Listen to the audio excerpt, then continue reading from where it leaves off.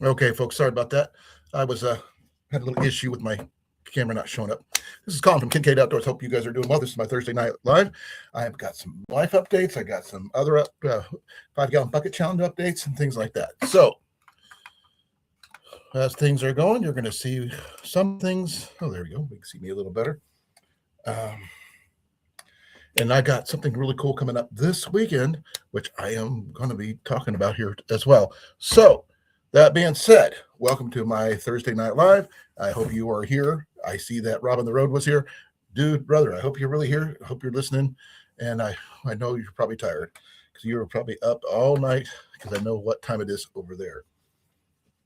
By the way, you might like these, brother, just because I'm not sure if you're still here or not. If you are, I picked me up some of these for just under $7, and they're like size triple X, 3XL. Look at that. These are the official Harley Davidson gloves, so this is really cool. Kind of like that.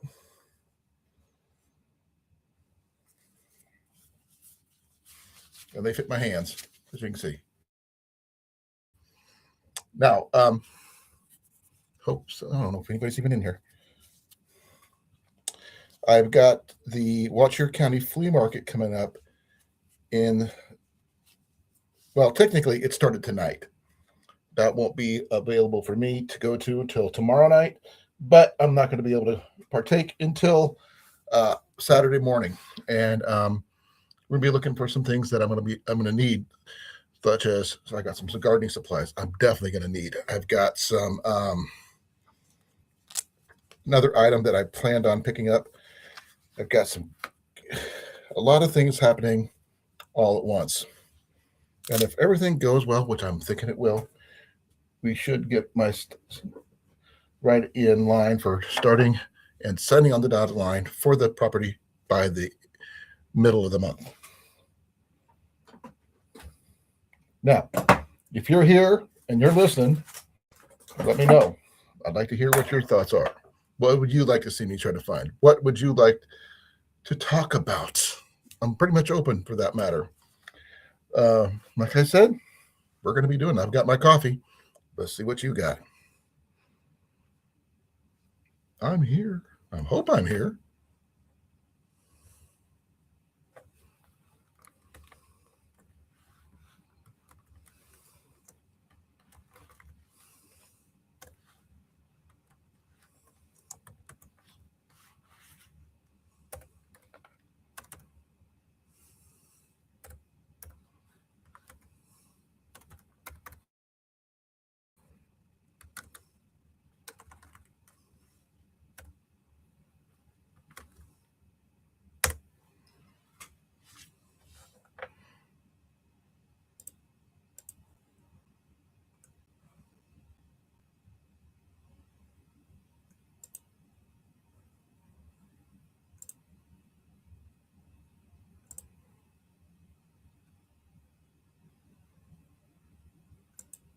Oh, dang. I don't know what else to say. I mean, can't really talk to people unless there's someone here.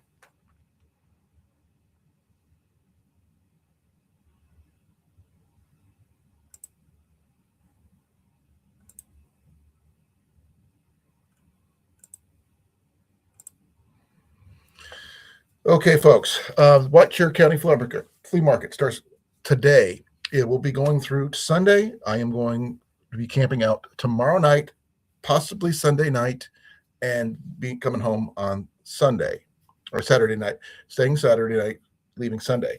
Now, I don't know if I'm going to be doing a lot of updates live or otherwise while at this event because, well, while I do have a new phone, it is remains to be seen what I will be able to find. I know what I'm looking for. I know what should be there. I don't know what will be there. Now, I want to thank whoever's here right now. Thank you for coming. I really appreciate it. Yeah. Like I said, this is Colin from Kincaid Outdoors. I hope you guys are doing well. This is my Thursday Night Live update. I've got some 5-gallon bucket challenge stuff. I've got some life updates. I've got some Watch Your County Flea Market stuff that's coming up. Literally, it starts tonight. I'm not going until tomorrow night. And that's when I'm going to be camping over at the Lake Belvedere campground, like I do 3 times a year at the very least. Now, I hope you guys are ready for this because this is going to be an interesting night. At least I think so.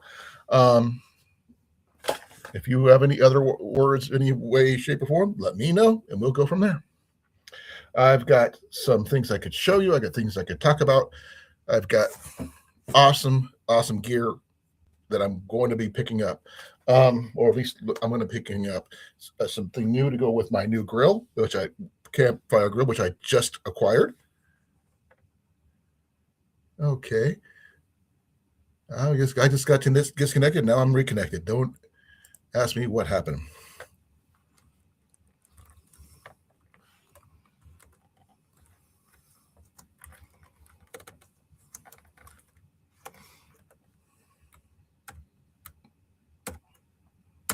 I'm not sure what's going on because I had 2 people up here and then it just like, Ian.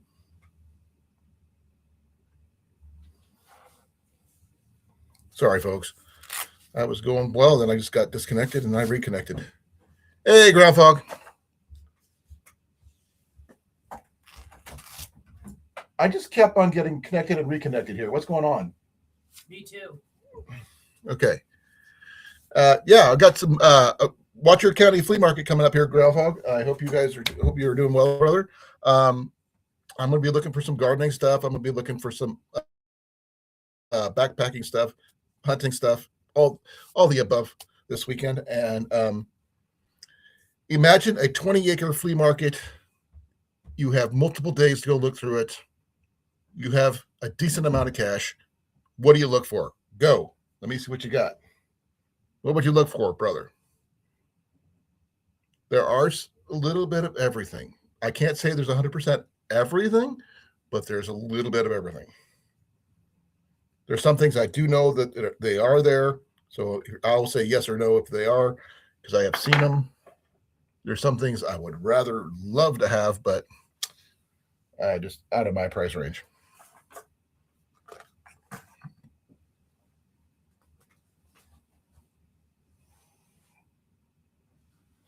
Sorry, looking at something in my gear over here.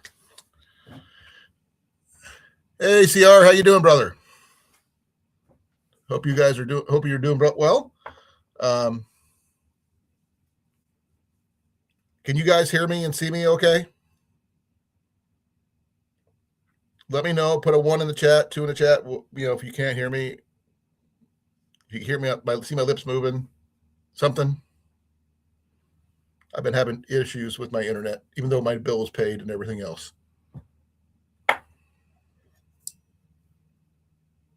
1. Okay, I'll accept that. I've got some gardening updates. I've got some life updates. I've got some Watcher County Flea Market starts today. I'm not going to be there today. I'm not even going to go in tomorrow, but I am going to go to my favorite camping spot and camp out until Saturday morning, when we're going to go in bright and early and spend the entire day there hopefully the entire day at the Watcher County Flea Market. Ian and I are going to go set up camp. We're going to go look around, see a bunch of things.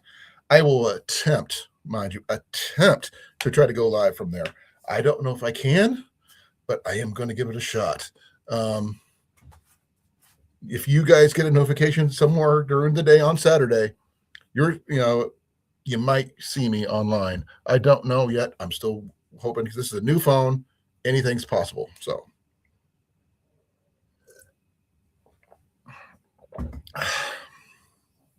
now,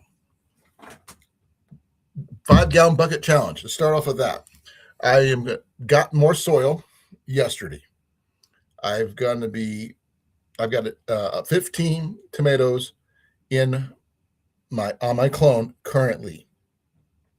One of them, the little clusters of beefsteaks, is ready to be picked within the next day or so. I will try to make it last until Sunday. Then I will probably pick it then on my live there when I do my video for Sun updates when I come home. So you'll see me pick my newest beefsteak tomato from my clone for the first time. So, But after that, I've only got a few more beefsteaks, and the rest are going to be Romas. So that's going to be an interesting statement for me. And hopefully within the next week or so, I should be able to pick one of my peppers. It's not quite there yet. One of them's like only that big. He needs to be a little bit larger. We're working on it. So we're going to find out what that turns out to be. That being said, I need some feedback from people here. Link is at the top of the chat, as you can see right there. I don't know if I pinned it or not, but I'm going to try to do that. Now, there we go. It's now pinned. So it's pinned over there, so you can see it. And let's see what we can talk about. Any questions, any suggestions, any ideas, any revelations? Not the Bible kind, just regular revelations. Yeah, that's what I've got. Let's see what you got.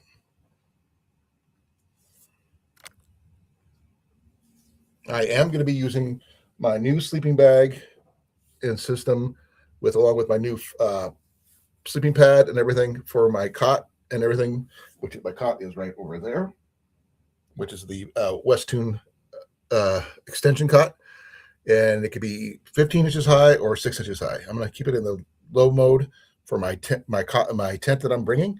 And hopefully, if everything goes well, I'll have plenty of room for that. No, I think I lost CR because I'm only getting a dot. I hope to be going live Saturday night after we get back from the flea market for the day and show you off some of my finds, but no guarantee. I'm hoping to be able to acquire for rent, mind you, a golf cart or something for me to use to get around the site so I can reach more places faster. There's a couple items that I am guaranteed to be looking for 100%, and others I'm not sure yet, but I'm working on it. I'm waiting for it to get I see you got 3 people in here. I'm waiting to get enough more people in here for I can explain what the life update part is. But I want to make sure there's enough people in here to make it worth my while to mention in the first place. So I am getting ready to come up on my 12th and 11th week in the 5-gallon bucket challenge. The second is this Sunday. I started the 5-gallon bucket challenge on the 10th of May. Now, according to my calendar on my computer, let's see here. We got 1, 2, 3. So here you go. 1, 2, 3, 4, 5, 6, 7, 8, 9, 10. Yep, 12. It'll be 12 this coming up.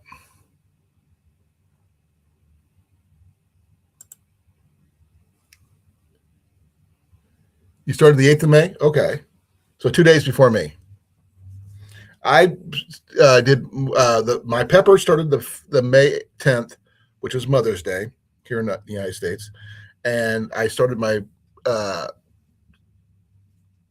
potato, which is the russet potato from Walmart. And it's getting close. It's not ready yet. Ian's, which was planted probably about a month and a half prior to mine, different batch of potatoes, but still same kind of from the same place in the Walmart produce section. His is getting close to being done. Not quite there yet. Still got some stems standing and still got some green leaves. As soon as that last green leaf and everything falls over and turns brown Then we will harvest, which is probably going to be another week or so. So we'll have to wait and see on that one. My California Wonder sweet bell pepper that was from the Livingston Seed Company, which is purchased through the Tyson's here in Newton, along with its bucket that it's in. It is doing quite well. It's got 3 good-sized peppers going. One's about this big. It's shown on my video on Sunday. Now, that was last Sunday, but this Sunday,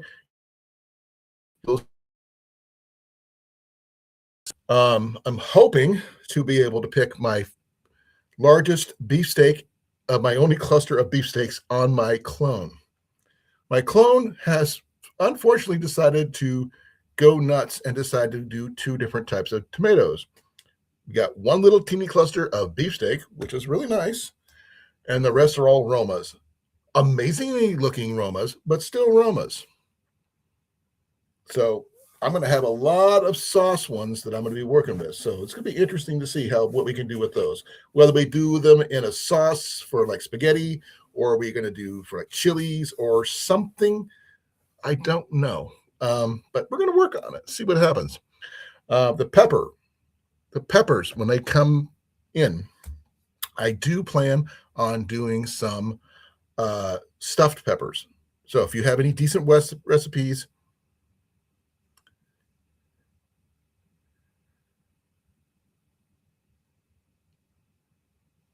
weight. Are you making a joke about my weight? Color change time.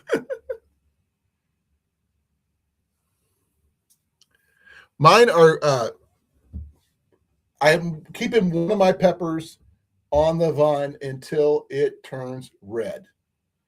That is going to be my seed pepper. Right? It's probably going to be my last pepper that I have right now currently. I'm going to let it sit and let it grow until it turns red completely. That's what I've been told that I need to do in order to get viable seeds for next year, so I can always propagate more seeds down the road. Now, does that tell me how many seeds I'm going to get? No. But I am going to wait and see how that turns out, because the longer I let it go, the better it gets for me, because I'm going to be eating it either way. And I would love to try to plant a garden that was made for stews.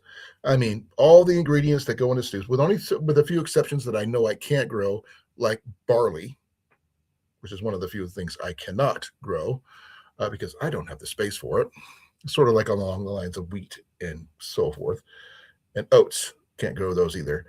So, because my little plot does not allow me the room. But we're going to do some planning and organizing and things like that. Now, next month is August. That's when things are going to be really interesting around here. Hopefully, but before the end of the month, we will be moved out of here and starting our move into our new place. Now, we're going to have to wait and find out. The big portions of it should be taken care of this week. Hopefully, if my calculations are correct, I will find out the day after tomorrow, and then we'll go from there. I get my truck fixed tomorrow, so that's good. So I'll be ready to hit the road as soon as my lights are all working. So we're going to see what we're going to do there. I'll have my lights. I'll have my like a 3/4 tanks of gas, which I have not used since it's been sitting because of the light situation. But I'll be able to head out the road tomorrow afternoon and get ready to go in obviously take the world by its horns type of thing on Saturday.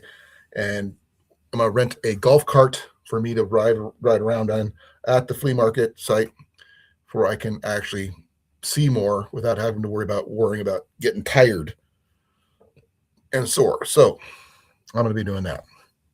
Now, I do know that I know where some other people are, because I know that Big Matt is doing his giveaway right now. So I am not going to see him anytime in a minute. So because he's got his thing he's got to do, because it's for his is memberships. So we're going to have to wait and see how that turns out and go from there.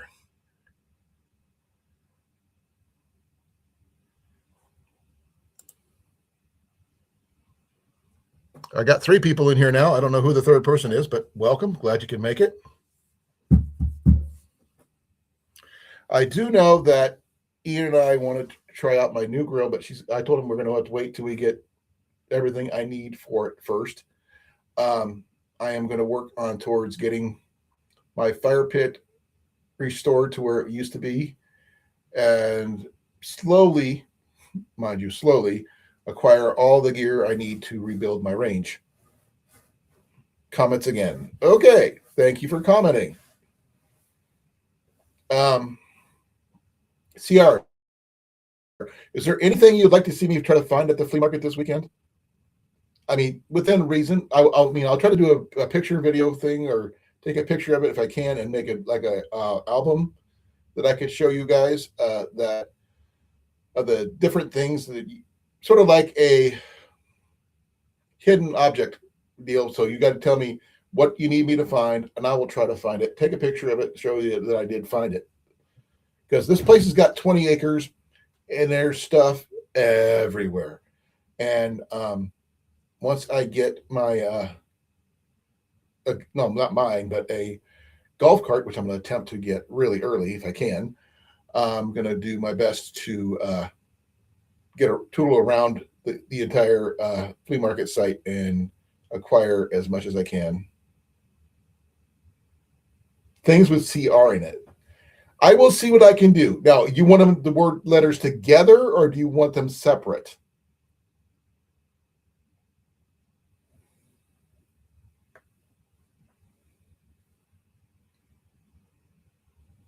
Because if you want, okay, I'm gonna give you one right now with the word letters CR in it.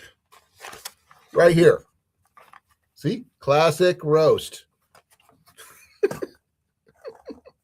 Found one. So like, see? Classic roast right there. Cover. I can get you a cover right here. Give me a second. I'm gonna reach back here onto my shelf, and I'm gonna pull off a cover. Hopefully, if I do it right. That's my one good. I'm gonna find the other one. Let's see. What's a good cover? It's not what you were thinking, but bug net covers my head. Cover. If you go by the military standard.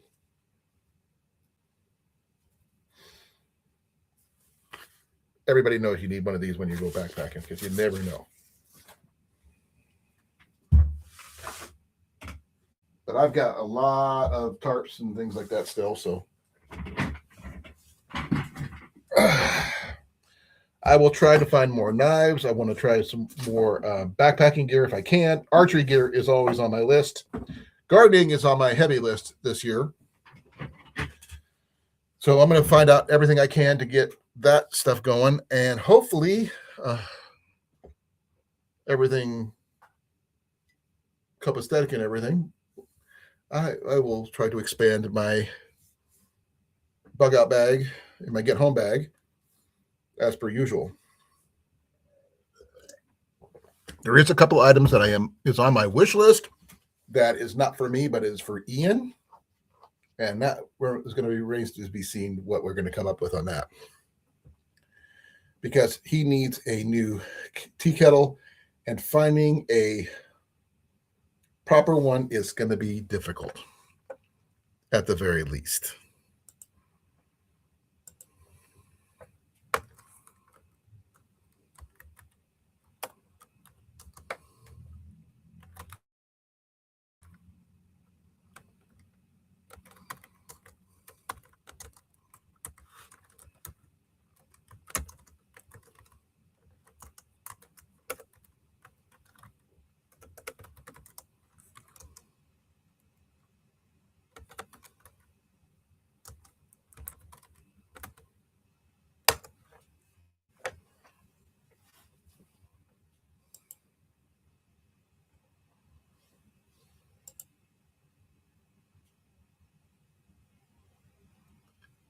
A short and stout one? Okay, explain that one.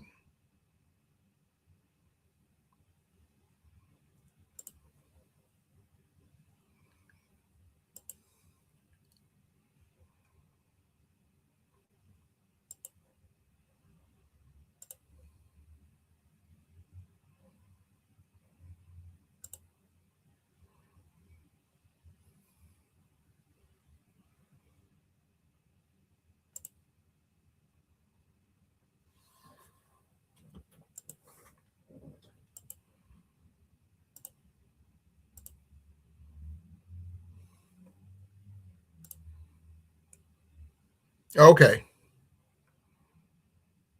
I'm just trying to figure out something.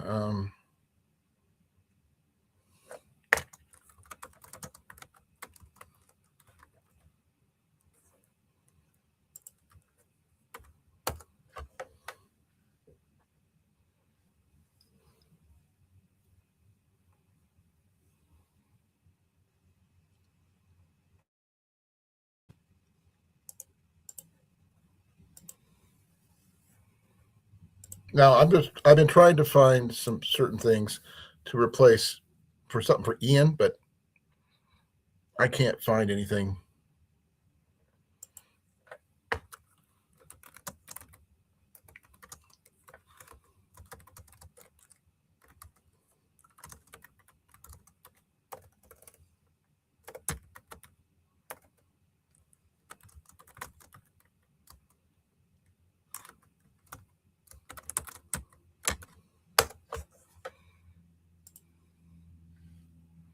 Down to the T, huh? Oh yeah. I'm trying to do the best. I'm not going to be do a little teapot, short and stout, but Ian's got right now. He's got a 0.6 liter Trangia kettle. Unfortunately, since he has the MSR International stove, it would warp and destroy that kettle in no time flat. An anodized aluminum one or just a straight up aluminum will not work for that one. He needs a stainless steel model. Now, the model that I have has been out of stock for years. There was one that was close that MSR had, but they discontinued that one recently. And that one is also hard to come by. Now, I don't know if they carry it over there in Canada or not. If you can keep an eye out for me, because I mean, fire maple I know comes from your area, but fire maple stuff won't nest in the gear that he has, which is making it really frustrating for me to try to find.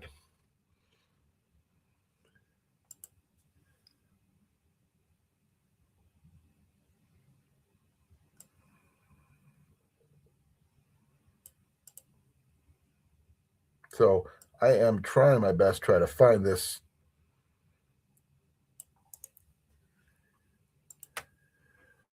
uh, particular kettle for a while.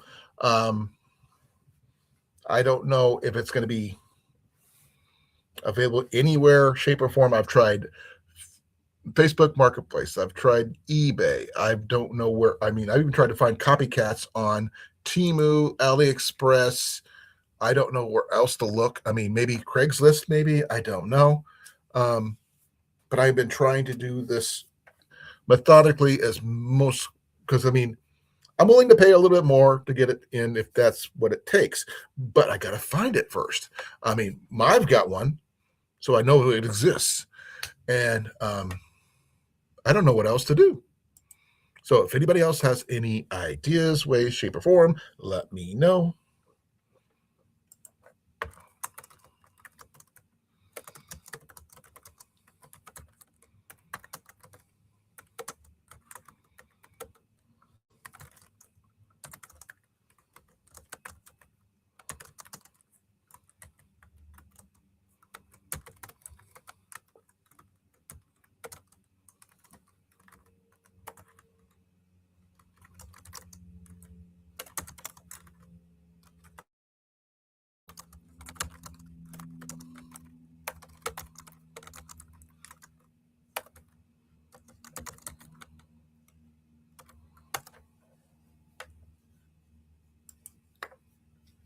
So Are you going to say any more than what just a few sentences? Then don't ask me any questions there, because I mean I found something right here with a CR in it. Cover, got that one. I'm not going to do the 10 Caesar survival or anything like that because I don't have a challenge going on. This one's just for me and my family currently. I'm going to try to find gardening gear. That's something we desperately need, because once we get started there, we're going to need a lot of different things, because our yard is severely overgrown. It's going to be a challenge getting in there, getting set up, and so forth. So we're going to be doing our best to get things where we need it to be.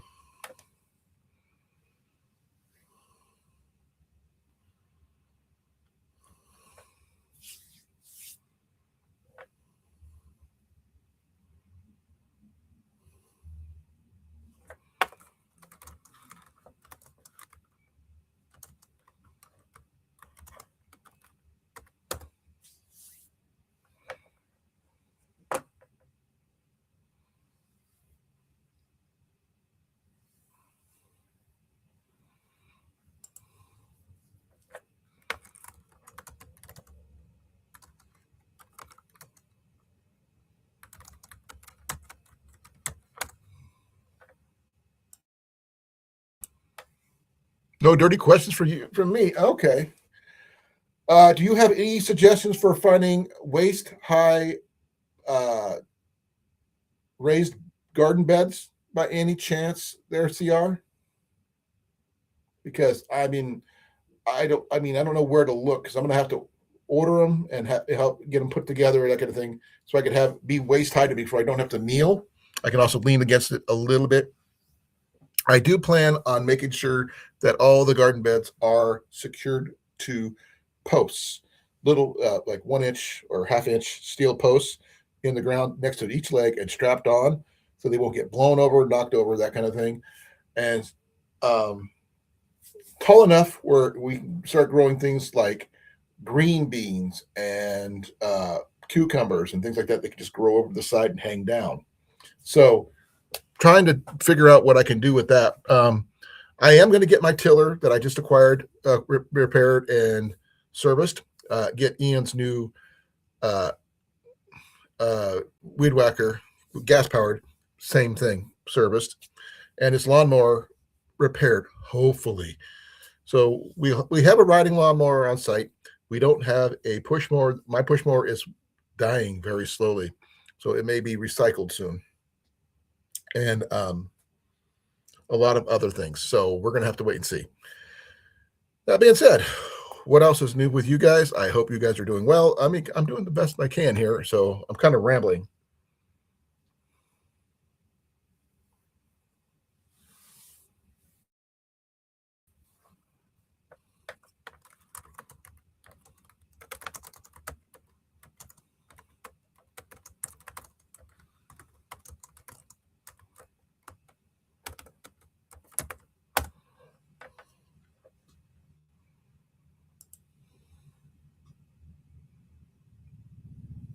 Well, I was thinking about putting in some rebar across the bottoms to help support the boards.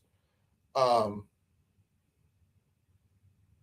I'm not sure if that's the case I could do, or brackets of some kind that I could attach to the outsides and run a piece of flat bar across to help support it, and that kind of thing.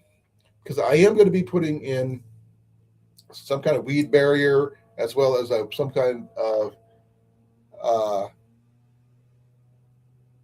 drainage area for the whatever any excess water that gets in has a place to go. So it's not going to be just straight up wood on the bottom. So I do have a plan for that. It wouldn't take much for me to do. Um, just enough to make sure that it doesn't warp. Will it eventually wear out? Yes. But I figured I'd put a plastic barrier down, some weed barrier down, then some like light rock, then some soil, maybe sand, maybe at the bottom. Who knows? Then the potting soil or whatever on top. Then I'll start planning things as I go. If I'm doing one, it'll probably be all tomatoes. Another one will probably be all uh, root vegetables, such as like potatoes. But I think the potatoes are going to be sticking into the 5 gallon buckets, though. And I'm going to do something a little bit different with those in the future. But tomatoes are going to be on one. Green beans are going to be in another. Peppers are going to be along with the carrots and stuff like that. All my root vegetables, I'm going to try to keep them in one place, with the exception of the potatoes. So I'm going to do my best to get that done. So I'm looking at maybe 4 big ones in a rectangular formation, but enough room for me to get through around all the way around on all of them, and also sturdy enough where I can lean up against it because I can't stand too long. So it gives me some kind of support.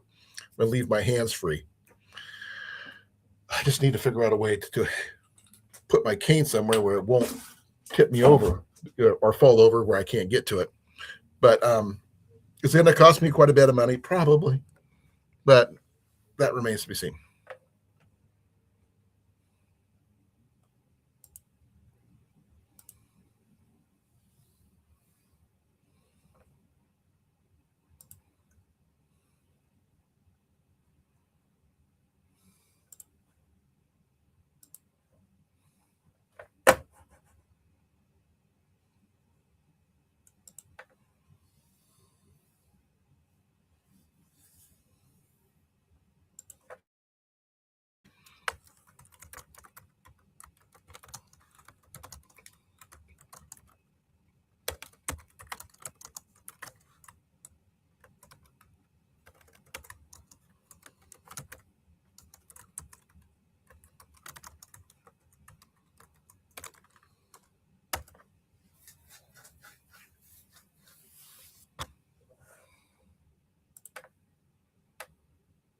I've got 3 in here now.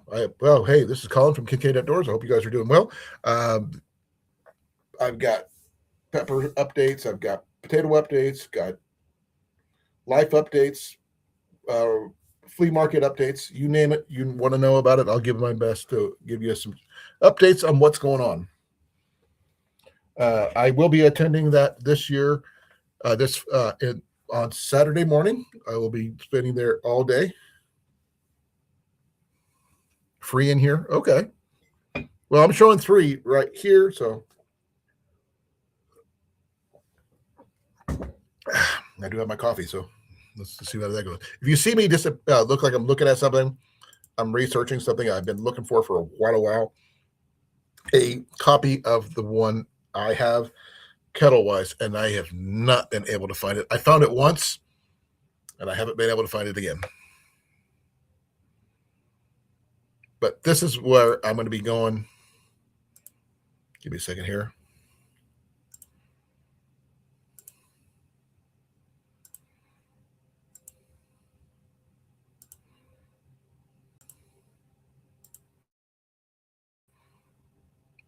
Yeah, this is where I'm going to be going this weekend. This is not even all of it. This is just a portion of it. And the map is going to be this is a basic map of the whole place, not the main map, just a basic map.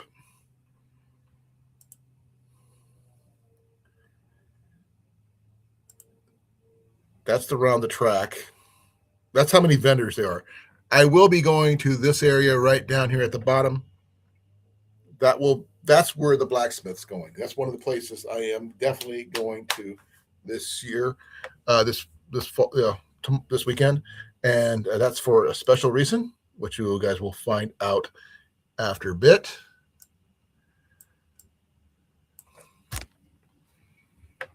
I don't know if they have a complete open map on there, but yeah, that's got 20 plus acres. So you tell me what you want me to see, and I'll see if I can find it. I know CR said look for something with the letter CR in it. I will do my best. But one of the items is possibly what you're looking for, and that's going to be cast iron. There, CR. So that counts.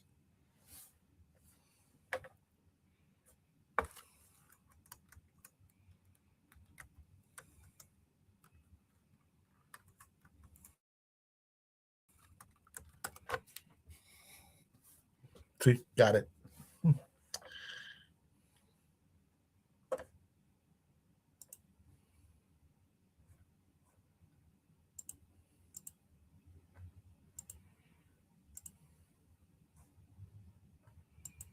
Feel the free feel the three. Okay, I can't feel the free. It's like it doesn't work.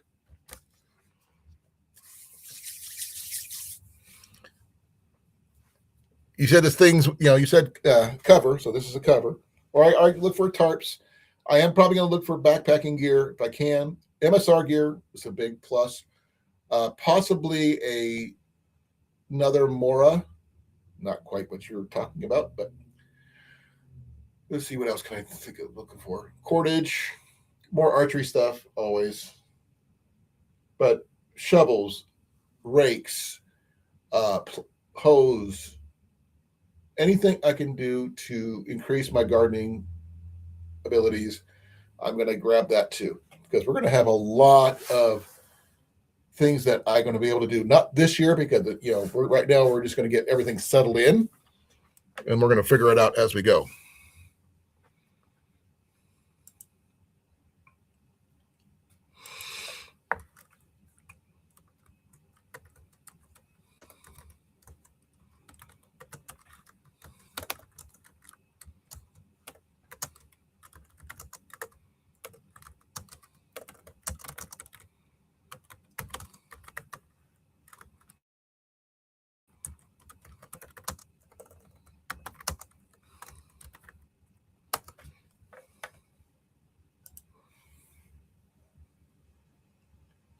More comments? Okay. Now, I do have a Mora nearby me. Speaking of Moras, look at this. This is a Mora. A Mora. Ooh. See it? I know it's kind of hard to see, but yep, there it is. A Mora. Ooh. Okay. Now, I can use that pun because I actually have one. I will try to see about finding some better fishing gear if I can. Bow fishing gear is always on my list now. Now that I have started my gear system setups, and we're going to go from there. We're going to see what we're going to do. You have the companion. I have a lot of different versions. This one here is, what is this one? I had the Light My Fire version, which I gave to Jenny because she doesn't have any good knives. She doesn't have any ferro rods. So this one covers both. So she has one now. This one here is the carbon version.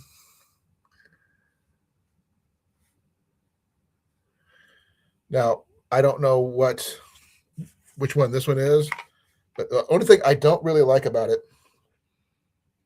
I do have a problem with this, is the knife sticks out the bottom slightly. As you can see, that little piece right there, that's the tip of the knife. You don't even have to, you just try to lock it in, and it just barely sticks out. And I'm not a big fan of that. Now, like this one here. This one here is my coast knife. As you can see, it's actually got a braided nylon sheath. It's just stitched and everything else. And that one has got the 402 9CR. Hey, there you go. There's a CR 18 MOV. And it's got a good blade.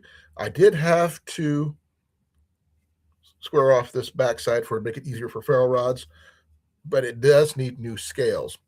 Now, I don't know how to make scales. I have the material for making scales, and I would love to upgrade this one with the proper scaling.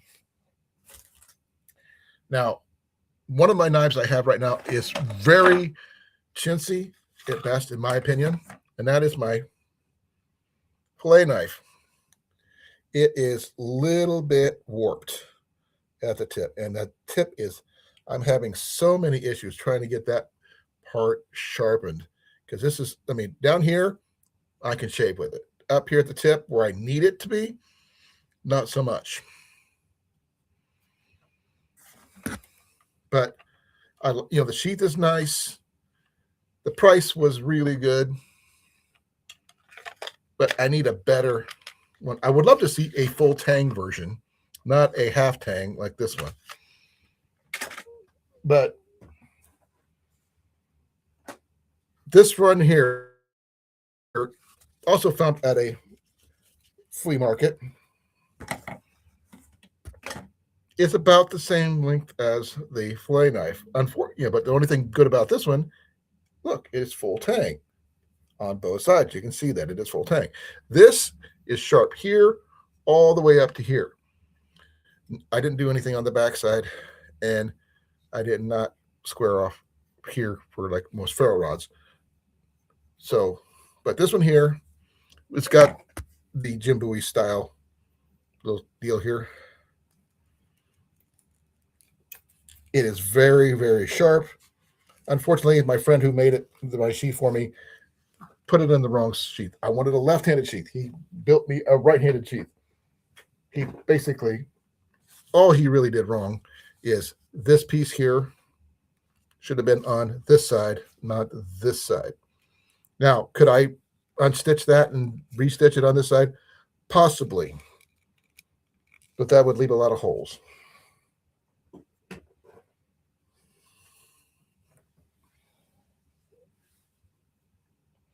Give me a second here, folks. I got to fix my hair here.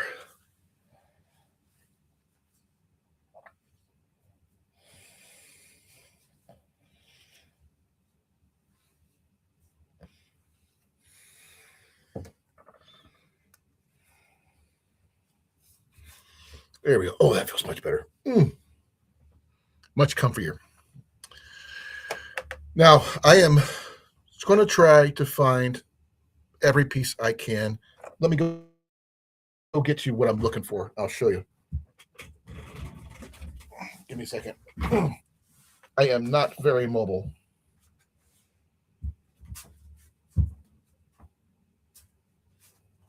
Oh, that hurts.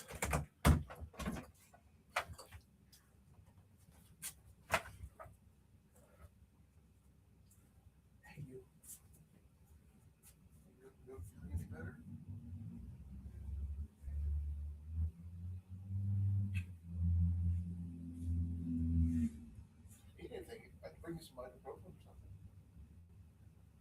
You sure? Okay. Cover up with mine if you need to. Cover up with mine. Okay. Well, back in here with you? Yep. Okay.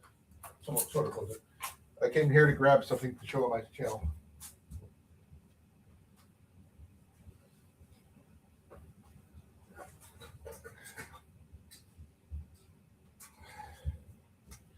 Okay, folks. Now this is what I've been looking for. This one here I acquired at a secondhand store called Colan in Des Moines. I was just wandering around, and I will admit, this is one of the first items I ever found for bushcraft, backpacking, outdoor anything, other than my original backpack I picked up at Bass Pro back in 2015.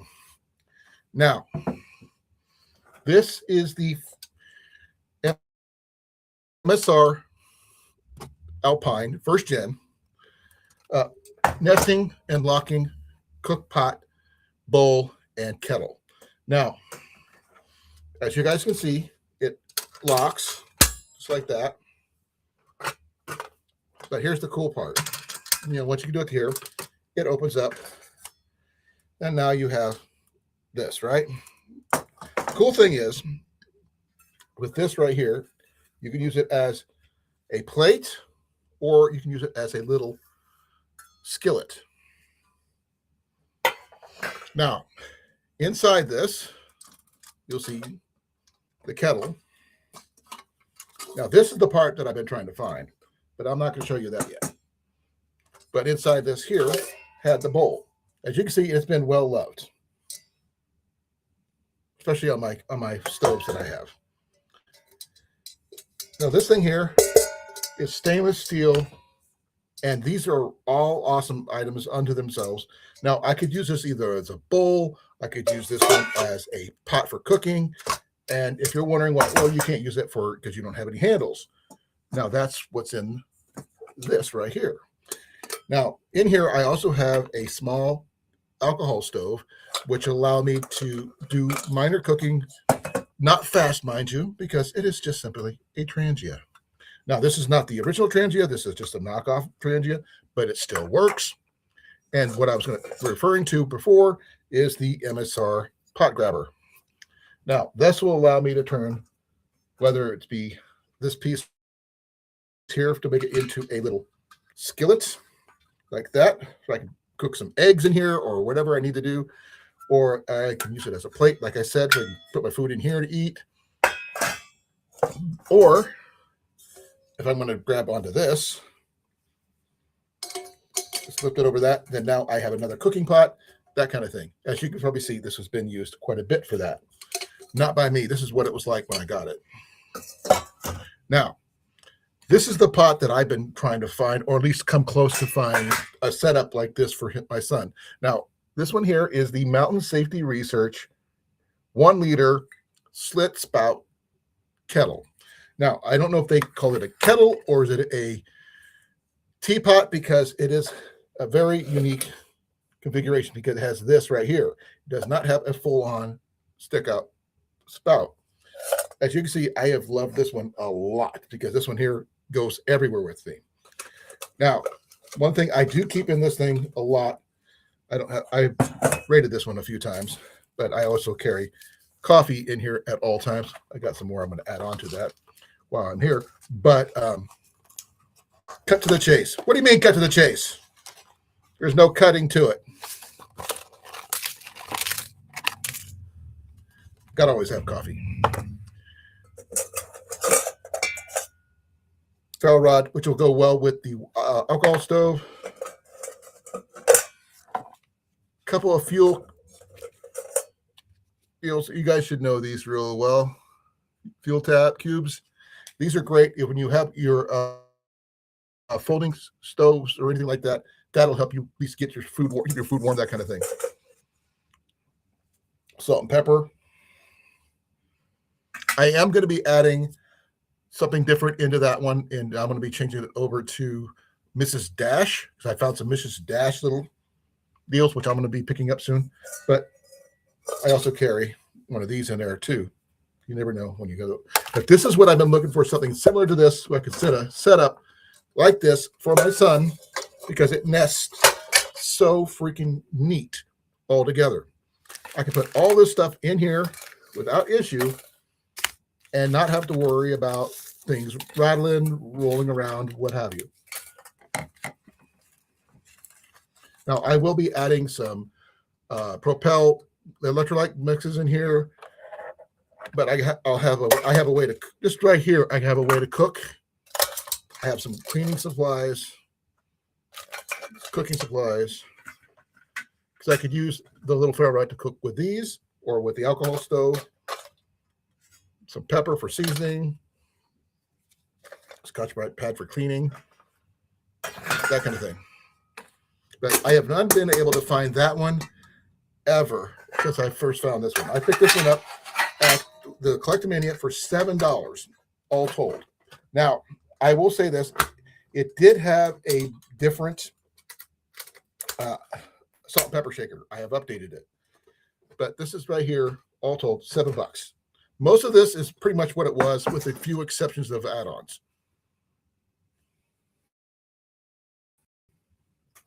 Now, that's what I'm looking for. If anybody's seen anything like this, let me know. The kettle is the thing I need most. He has a pot similar to this. It's not the locking one like I have. His is the one that straps down. That was found at the Watcher County Flea Market a couple years ago. And I'm always on the lookout for more of those, because I'm a really big fan of MSR. But this one here is the Mountain Safety Research Slit Spout 1 liter stainless steel kettle, first gen. Now, this is the holy grail that a lot of backpackers and hikers and outdoorsmen are looking for. Now, is this for sale? No freaking way.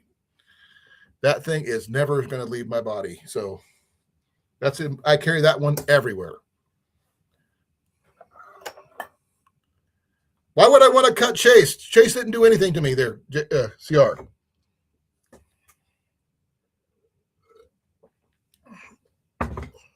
Now,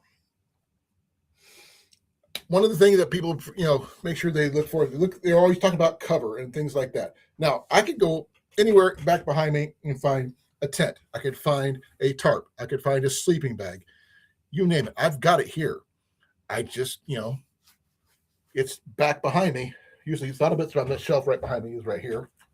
Now, one of the things I found late last year is right there hanging, and that is my machete, which I paid only $5 for. That is a Tramontina machete. I added the sheath because it didn't have one, and that made it a more complete system. It's still got some more stuff I need to add to it, which is some of this stuff is over here on my table and on my floor because I knocked it off, but this is one of the items. That is Gorilla Tape, and I do keep a few items in here. I got some needles and some other items in here. Fishing kit.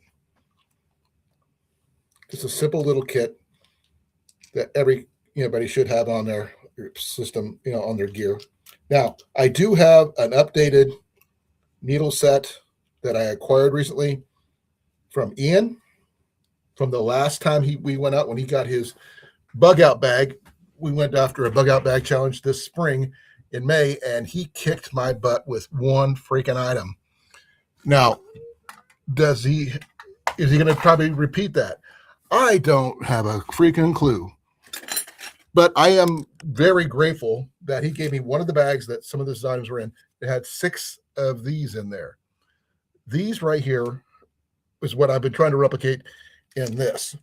Now, I still like to get a little case for all these, but I have extras. Who knows? I might give some. I'm giving at least one of these away to SD Mountain Man, which is over in his box that I have. Was planning on giving to him earlier this year, but things didn't work out. Mixtape. I didn't have anything for like a Luco tape or anything like that. I know I should have put down some either electrical tape or painter's tape on around here first. That way it doesn't leave a residue or anything like that.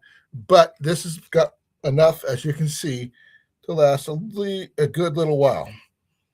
I was actually kind of surprised I got it to be as neat as I got it. But like I said, I've got a couple needles in here.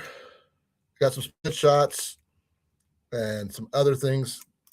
I think I even got a magnet in here somewhere, which is entirely probable, or like a tiny little magnet. Give me a second here. Let me see if I can find it.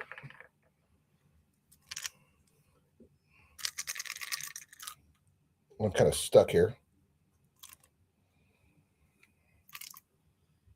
Got some sinkers, a little egg sinker, got 3 or 4 split shots. Yeah, that's okay. The thing I was having issues with was because these are all magnetized. And before you're wondering why they're all magnetized, give me a second here.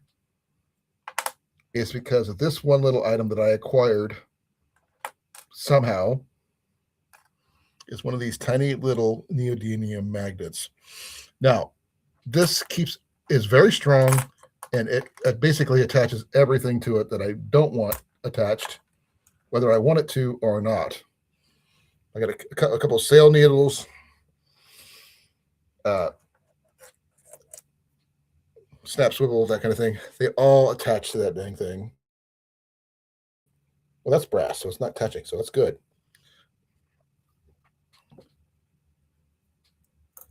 But I'm going to make sure that I have everything I need to do emergency fishing if I need to, that kind of thing.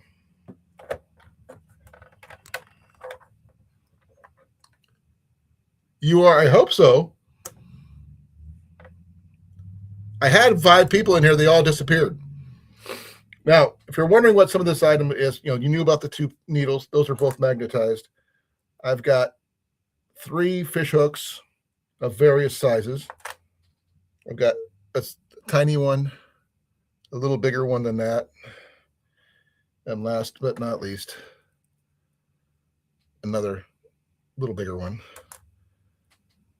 And I've got a little scraper. This is from Survival Frog. This was originally from my my survival shoelaces, which died a while back. So I kept the scraper, but these things are so magnetized. Look at that. They're magnetized now, which means they can become compasses with the right setup.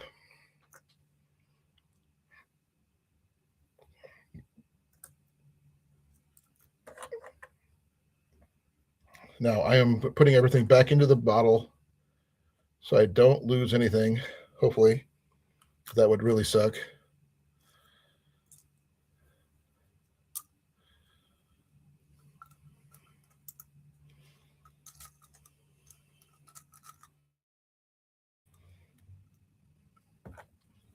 I'm hoping I get this all in here right. Actually, I probably think I got that in. Oop, no, I didn't.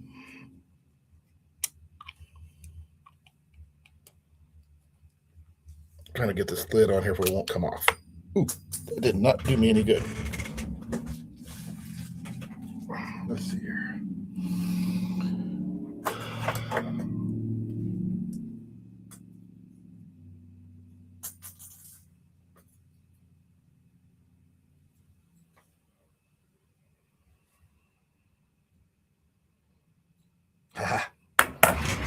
One thing good about this. Okay. I'm glad you're here, though, brother. I'm glad you can make it. I have no idea why you didn't get the notification. I notified everything.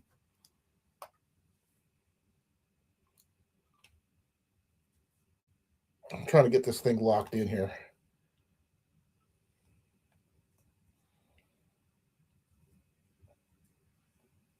There we go. That's my little survival kit that's going to go into that kit there for my bolo machete, which I like those over the regular machetes. For some reason, they just seem to swing better. Hey, Cliff, you wouldn't believe what's going on this weekend. If you haven't figured it out, the Watch Your County Flea Market's coming.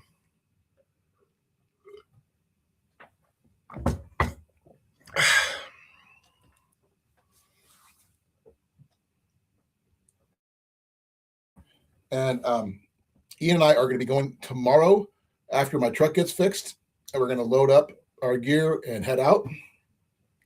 And hopefully, if we get everything done right, we'll be camping at Lake Belvedere campgrounds tomorrow night and on Saturday night too, and coming home Sunday. And hopefully, we will probably be saying hi to you on your live from Lake Belvedere campgrounds. Now, I don't know if I'm bringing my laptop or anything like that, but it is what it is.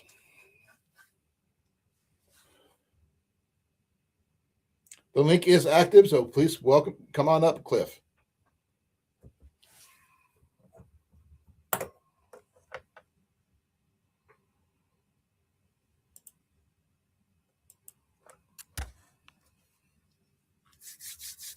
I think that Jason and Molly are over on Matt's live because he's doing a giveaway. So we probably won't see them right away. Maybe later, but not right now. Because he just did another live that went live about 8 minutes ago.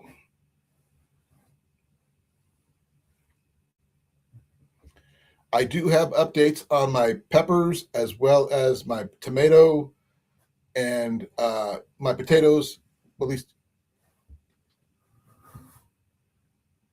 I don't know what's going on, Rob. It just I'm having issues with my notifications. I had a glitch that basically kicked me out of my own live.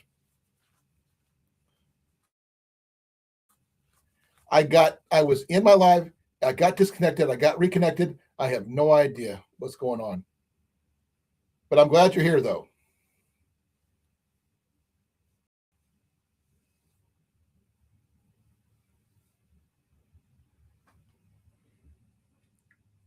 I would like to hear some more updates from you though, brother. I hope you are doing well because I've been keeping up on your beer garden stuff and all the music and things, people dancing, so forth and so on.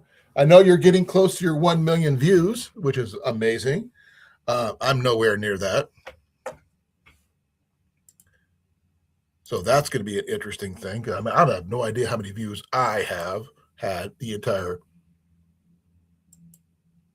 time, my overview thing.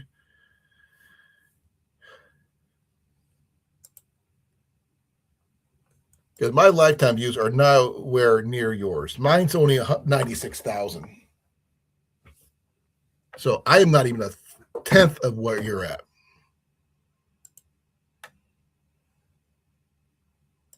Let me redo the thing here and find out what's going on, why it's. I'll put the link here, see if that does anything.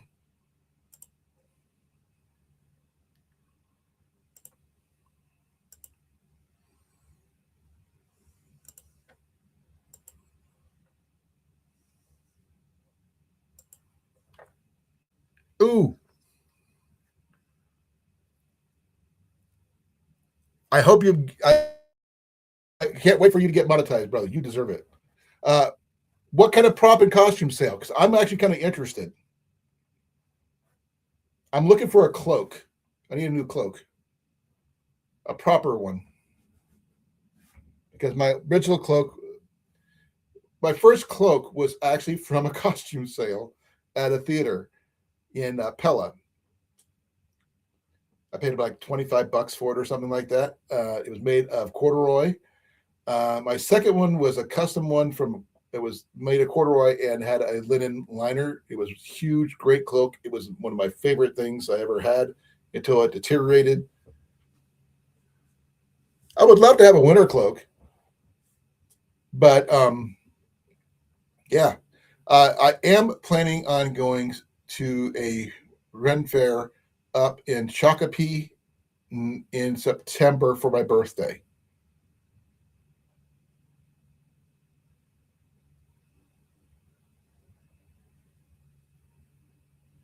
If you can, brother, if you find a large cloak that'll fit you, but still be about a foot off the ground because of your height, that would probably fit me just fine.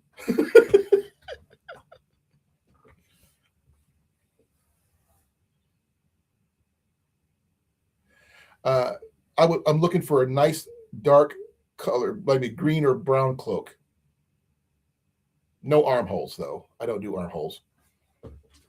You tell me what it is. I'll send you the money.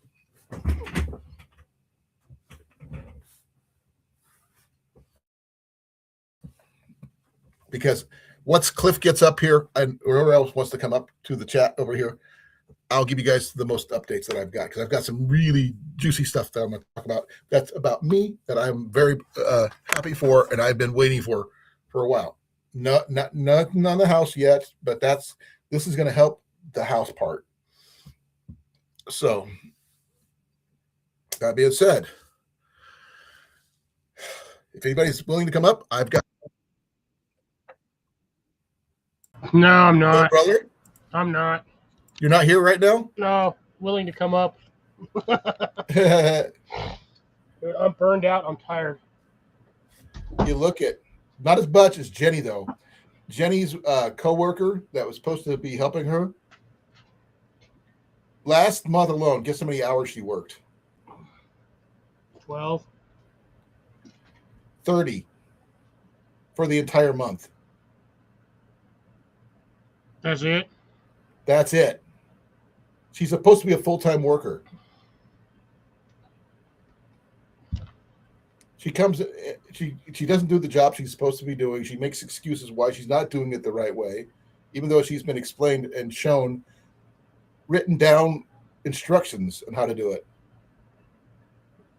And Jenny's getting stressed because she's not doing what she's supposed to do, and so she has to drop what she's doing to do her job too, which kind of defeats the purpose. Yeah, usually. Yeah.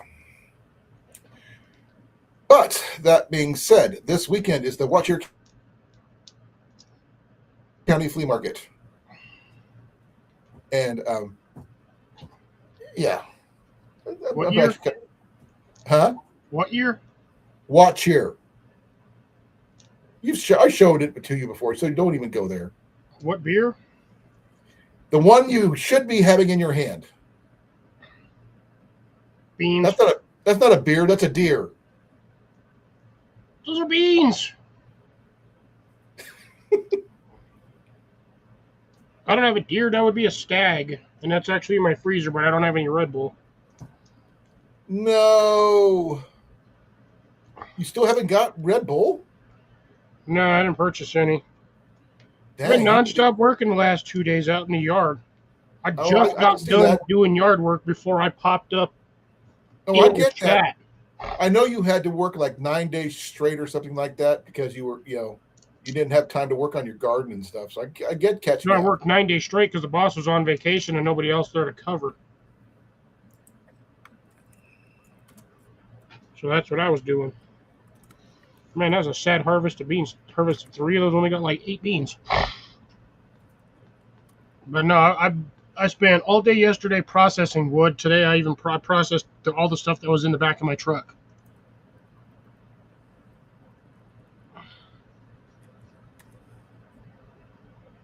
Yeah, yes, it's going to be interesting to see how what I find this weekend. I am going to be looking for gardening stuff though this weekend. So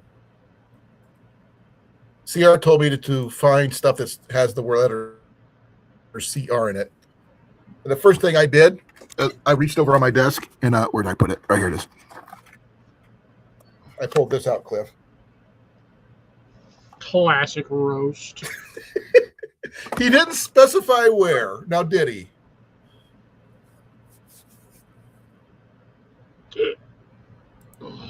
I guess not.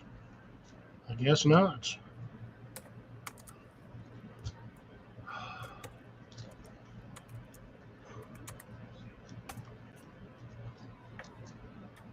Sorry, I am like. You are dead. I am like dead right now. Like you're toast. Dude, I've been outside in the heat. It's 100 degrees outside the last 2 days, and I've been out there for like 6 to 8 hours. So you're not frying yourself. You're roasting yourself. You're baking from the inside out. Yeah, I know. You're farmer's tan. Dude, it's on both sides. Just tell me you just like to flex your muscles, just to show off your muscles. No, I'm not even flexing. It's just on both sides. I look like a half-burnt lobster. So if someone claims that you're Hispanic, you go, no, can't you see? And you roll up your arm and show that no.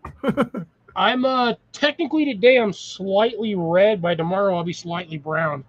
Is your back of your neck red? So you can be a redneck? No, I was wearing my big hat, so my neck, back of my. Let me see. Turn around. The only way I can tell is let me see your back of your neck. No, I'm telling you, it's not going to be crispy. It is. No, because the only spot that's going to be crispy is down here, and that's covered by my hair. Your neck is red, dude. Because I was outside wearing my big hat today, and that actually goes over the t-shirt gap. So, I mean, you can see a little bit of the gap. Like a little bit of that's actually dirt. Yes, it's a little. There you go. Man, you are neon underneath there. Bro, I don't dude. I don't want to be outside in the sun in a damn freaking muscle shirt. No, thank you. Not with all the stuff that I'm doing. I'd be covered head to toe in dirt. I would take a bath and I'd be able to freaking grow something in the freaking tub. Yeah, I was trying to explain what Watch Here is to it's a giant ass like freaking 10-acre freaking 20 acre. Here, I'll show the picture again. 10 acres. 20. 10. 20. 10, because you can't make it past the first 5. But I have a plan for tomorrow or Saturday, I should say. Oh, you getting a little rascal? No, I'm upgrading even bigger than that. Oh, so you're going with a medium rascal.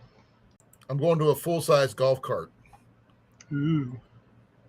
This is just part of it. This is not the entire thing. There's a whole section on the other side of those buildings on the bottom you can't see. That's like another third of an acre, a third of a mile. So, and I've never been able to get through the entire thing in one day, which is why I usually take 2 days to do it. It takes me a full day just to walk through the center. And the one thing I am going to be visiting is this little building right here. All right, sorry, it's over here. My apologies. Well, there's a blacksmith in here I'm going to be visiting. I have got a chance to replace the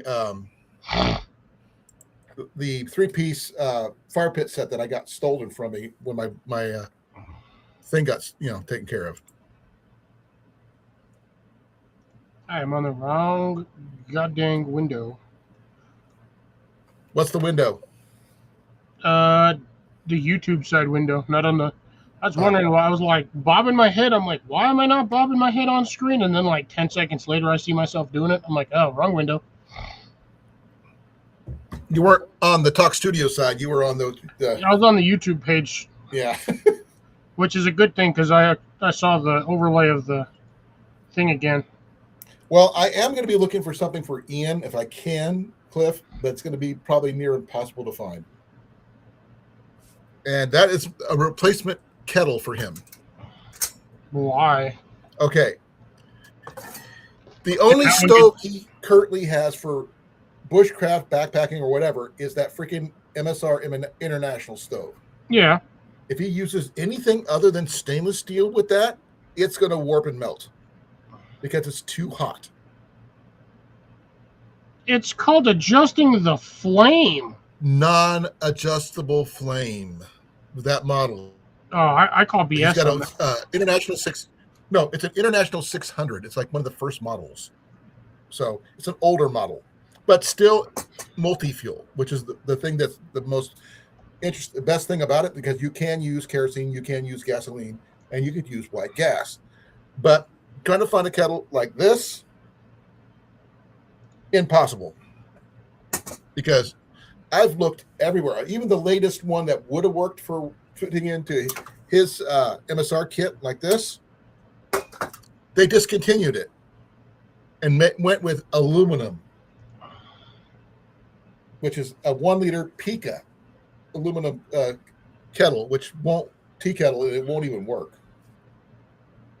And because it won't. Yeah, that's the original one I had was the 600, but mine was the hiker. Yeah, but it was stainless steel though, wasn't it? On what? On your kettle. Oh, I didn't have the kettle. No, I'm talking about the Whisper Light itself. That's an adjustable flame. Yeah, mine is a regular Whisper Light, a brand new Whisper Light. And it's like right over here. But you've got the same thing I do. Same Whisper Light, just a different. Yeah, no, it's because I had to replace the one that I got purloined. Yeah, I get that. But I'm okay with what I've got. By the way, there's some people on Facebook Marketplace that's got some MSR stuff that's just crazy. They've got a Dragonfly or something like that for $60. That's like $60 brand new. No, not the MSR Dragonfly. Those are close to $300. But I just found it by accident, and it's like, dude, what am I going to do with that? I would love to have it. Don't get me wrong. The thing is, it's in Council Bluffs, which is not too far from here. Yeah, who'd be dumb enough to pay $200 for that? That's just you might as well just buy a Whisper Light. It's cheaper. Yeah, but the thing is, the versatility factor is the big thing. Versatility, my ass on. There's no versatility with that. Oh, being able to run actual gasoline out of it, yes. Yeah, nobody's gonna look around gasoline though. Well, I mean, if you need to, you can always just grab it from any vehicle, that kind of thing. Yeah, your food's gonna smell weird or taste weird. I would not. I definitely would not. Yeah, I'll show you. Well, no. Then again, the MSR, the Whisper lights are solid, or the gas fuel anyway. Yeah, Never those are mind. the. Ignore what I'm saying. Yeah, they're. I mean, those was what I've got. What you've got is it runs off the white gas, which is basically Colan fuel. But this one here, as you can see, is $60. Yeah, no, it's 71.33 actually. Now, thing is, I was looking up where this guy's out of, and I don't mind the 70, even though if it's 71, whatever, it is definitely worth it to me. You know what I mean? Now that one would be a great deal right there. Which one? The $55 camping gear, you get 2 freaking Coleman lanterns and a stove. No, I can get them cheaper. I don't really want to deal with propane too much because all three of these use the same fuel, and you'll be fighting for fuel. Yeah, you get an adapter for a 20-pound bottle. Ooh. Dude, yep, that one right there, $200 for the Coleman cook stove. That guy knows what he's talking about. That thing is clean too. Oh yeah, that's like brand new. That is really good. Brand new almost. That's a 3-burner stove. Yeah, that's why he wants $200 for it. Oh yeah, I can understand that one. And that one's in Urbandale. That's not too far from it, and it does say clean. Only used a couple of times. Yeah, it only looks like it's been. You can tell it's been used a few times just by looking at the burner plate. There's the number, the 426D. Yeah, that's a big, deal right there. Yeah, D as in damn. That's in good condition. And I look at. I mean, this is like what we got right here. This is damn. See, that was my original one. Yeah. That was the MSR Whisper Light Hiker Pro. That's a light one, yeah. Yeah. That one is $55. Ooh. Free shipping. Yeah, you get nostalgic. So, I want. Oh, I do because that was the original color of my fuel port. Was that gray color? Yeah, it's not a bad one. Not the replacement black one. Now I have seen ones here on there. Whoa. Go back to them Coleman stoves, boy. Down slowly. Oh man, where'd they go? Slowly there. Sit down, not up. That one's a piece of crap. Right here? There you go. Oh damn, he only wants 25 for that one? Right here? Altoona? Yeah, that's not too far from me. Oh, that is it. Oh man, he's missing the bottle. That's why it's $25. He's missing the actual tank. Yeah, he's missing the fuel tank. Damn. That's in rough condition. Wait. Dude, that is bad. No, he's got it set up for propane. Ooh, no, I'd rather have the fuel bottle. This one's right there. See that right there? Yeah, that's the adapter. That's the propane. That's for a propane adapter. That's probably why. Now, the one right next to it. 442A. That's an old model. That one's what? I would say 60s or 70s. It says 64. Especially with that color. Yeah. And he wants $100 for it? That's in rough condition. I picked one up for like $10. But you don't see that color anymore. No, that's what I'm saying. That's like a 70s, like 60s or 70s model. Let's see here. That's a soloist. A pocket rocket. That's just the cook set. Oh, the cook set? Yeah, okay. That's just it's not a pocket rocket. You get it's basically just a 2-person cook set. I go through, look through all that stuff for backpacking gear and things like that. This one here is the one here. They want $195 for just that. And if you could look at this, look at that. Yeah, that's old because the hoses are yellow. But that's what my God, that thing needs to be clean. Now I see why he keeps it in a Ziploc bag. That one has not been cleaned. That one, No, I it can has guarantee you not. that the ports are completely clogged. And I know for a fact that the seals in that pump needs replaced because that's the original pump from way Yeah, back, that's the original gray one. like That's you in the had, window. like you had. Yeah, I had that was the one I had. Now, I can't guarantee if this one is a first gen Whisper Light or because I can't see how thick the tubes are, or is it a international? I cannot tell because it's coming from the side and there's no other views of the pictures because it doesn't state what it is. But this is the setup that Ian's got. He's got the For pot. 200, that's not bad considering the stove alone can run you 100 to 150. And thing is, there's another one I saw earlier. Yeah, That right had, there, the $32 one. okay, this one here is the simple Whisper Light. So this is actually the cheapest model, even with the shipping. No, that's just probably what they're selling it at. Is that? Oh my God, there's no pump. There's no pump at all. Just the stove. That's unfortunate. Unless that's what they're using as a pump, which is not And right. bagged in pieces. Why is there a water filter? That's a water filter pump. I know. He converted a water filter pump for a fuel pump. That is oh man, that's not new. Huh. No, but to buy the stove itself, $50 for another pump minimum with shipping. You just buy the stove and go to the store and buy the pump for like $23 or something like that. Yeah. So that would be not necessarily a bad idea. Yeah, but it doesn't look like it comes with anything other than the stove, the bag, and whatever the weird redneck mod he did. Right. That I don't even trust that one. Now, remember these? Yeah. The trail shots?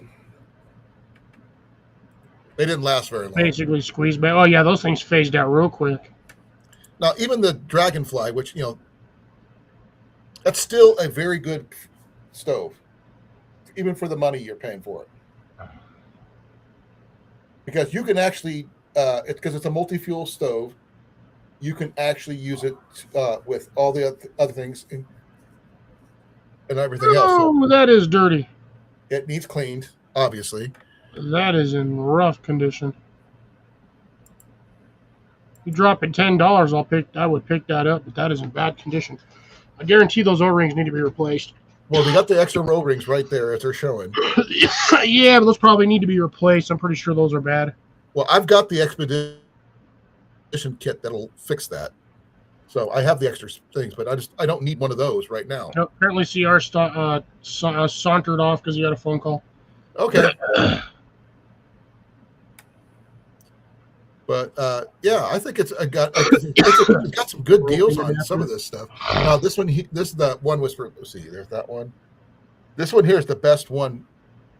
You said for the yeah, but again, that's $200. Is it probably a multi-fuel stove too?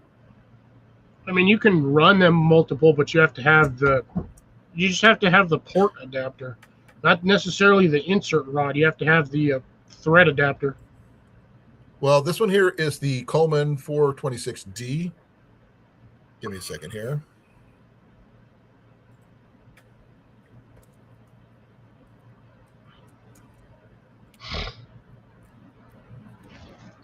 Shit. I need to put that over there so it's not leaking water on my desk.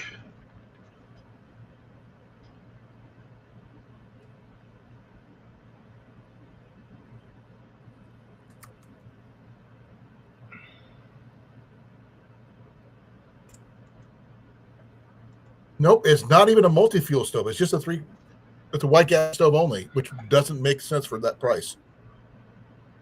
It's a 3-burner stove. That's why it's that price. Yeah. That stove is also extremely clean. Oh, yeah. That I can agree. Which, at the time of purchase, when that thing was, that was probably $120 or maybe more.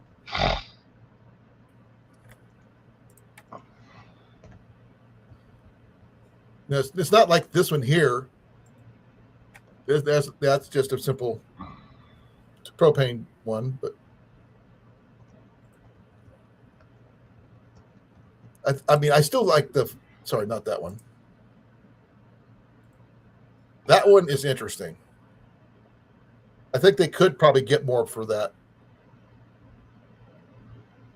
Oh, good. That's why that stove is from the 70s. 60s, 1964. This one says this one's got the 1970s Coleman's model 426D3 burner stove for $300 on eBay, and that's used. Good Lord, some of these. Oh, I found an $80 one. On eBay? Yep. Okay. But it looks like somebody threw it in a fire pit and started a fire on top of it. It is in rough condition. Oh, yeah. I haven't looked at on eBay yet. There's another one. That one comes with the box. Which one is it? You're just saying there's another one. You gotta tell me what it is. Look, I searched the 426 D3 burner. That's all it's popping up because I did a specific search for it.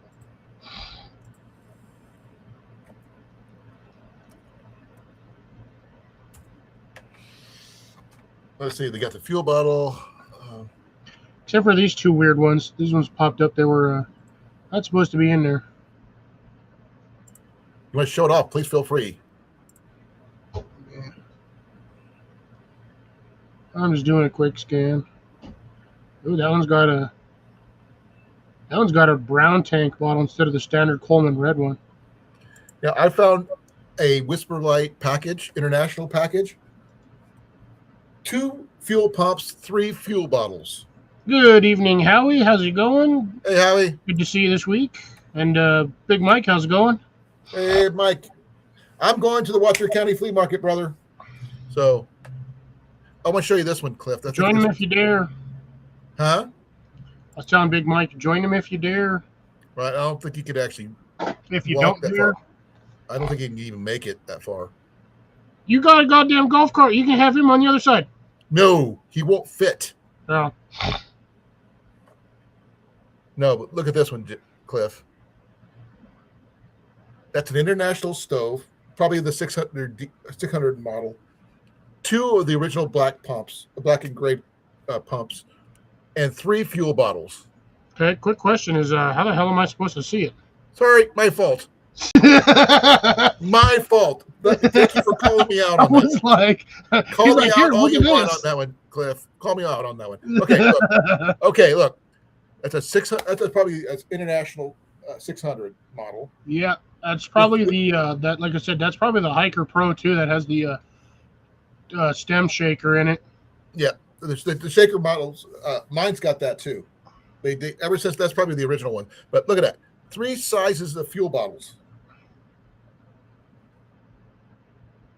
No, the bottles themselves are worth like $20 a piece. Huh? He only wants $86. Now the small bottle was only like $10. The medium bottle was I think like $12, and then the larger one was like $15 or $18. Yeah, and the stove itself is worth about $50 or more. But that large bottle is one of the newer ones because that's the newer style cap. The small bottle is the original cap. Those things are freaking brutal. See, I got the original one too. Give me a second. I paid $10 for the 33-ounce bottle. Show me. Yeah. That was the middle one. That's the original lid. The middle one was that one, not the bottom one. This is the 33-ouncer. This was the largest one they had. Ian's got a 30-ouncer. I have this one here, which came with my stove, and that's a. Ugh, still smells like fuel. Mine's 20 ounces. Yeah, this one's a 33. I got 2 of these and 2 of the, I think, 24-ounce ones.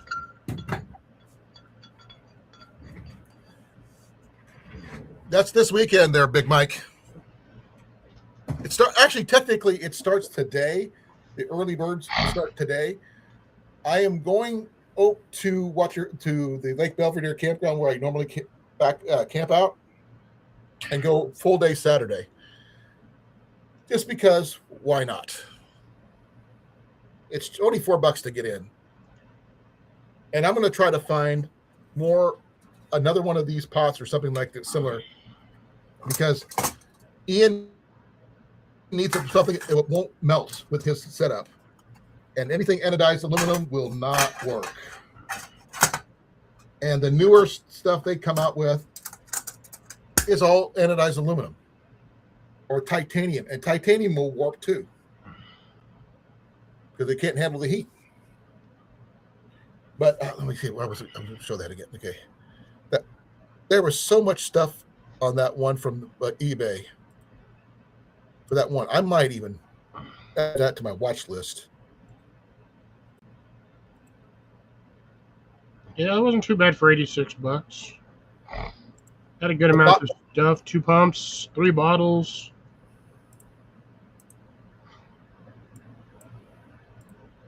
Could be worth it. Could be. I saved it. Give me a second here. Okay.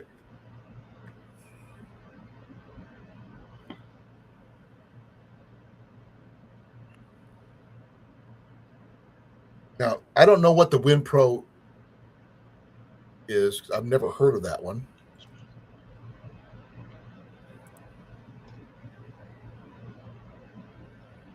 You know.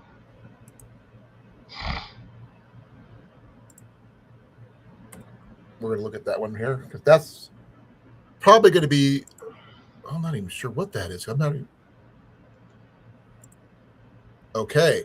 This is a propane, the isobutane one. Those are the newer ones. I'm not a big fan of those. Okay. Those things work better too when the bottle's upside down. Right. Okay. This one here is a vintage Whisper Light. Right here for $45 plus $16, so $71. $61.45. That's a buy it now price.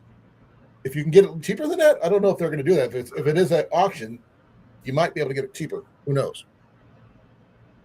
But mine is the more modern version, because if the bag is red and everything else, not the blue like this one is. Oh man, look at that fuel bottle, Cliff. Now that's an old one. Dang, even when I started buying those things, those bottles weren't white. They were already red. No, this one's the military version. This is the U.S. Marine Corps one. So that had to have been for like Desert Storm then. Something like that. Why else would you have a bottle sand colored? Oh yeah, Or that particular color. Yeah, $35. Now the MSR XGK. I am not familiar with that one. If anybody knows that one, let me know. I do know that one, unfortunately. That is the ultra lightweight version. So the pegs on there just kind of fold in, and that's it. So the stove has a small footprint on the bottom, right? But you have those feet or arms, they swing out. Okay, I'm looking at it on the MSR website, and holy freaking cow! Yeah, you basically just swing them in, and they make a little square, and then you swing them out. And you can put larger pots on there. Oh, I get that, but I'm looking at it right now on the MSR site. And yes, it can be used with a bottle like we use. It's $219. Mm-hmm. $219. It's their ultralight camp stove. That's why I went with the Whisper Light, because that thing weighs almost. In all honesty, that thing does not weigh a lot. It is a lightweight stove. Okay, it will burn white gas like we use on our Whisper Lights. It can use diesel, kerosene.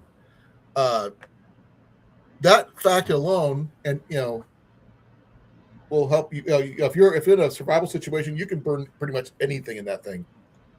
Yeah, that's what my other one ran on, was gas or kerosene. I could run it on either. But $60 with free delivery. Only thing you need is I'm going to have to open this one up to bring that over. Give me a second here.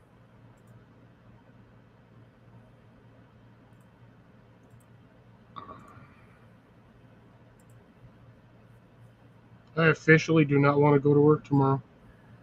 Cliff, you have to go to work tomorrow. Yeah.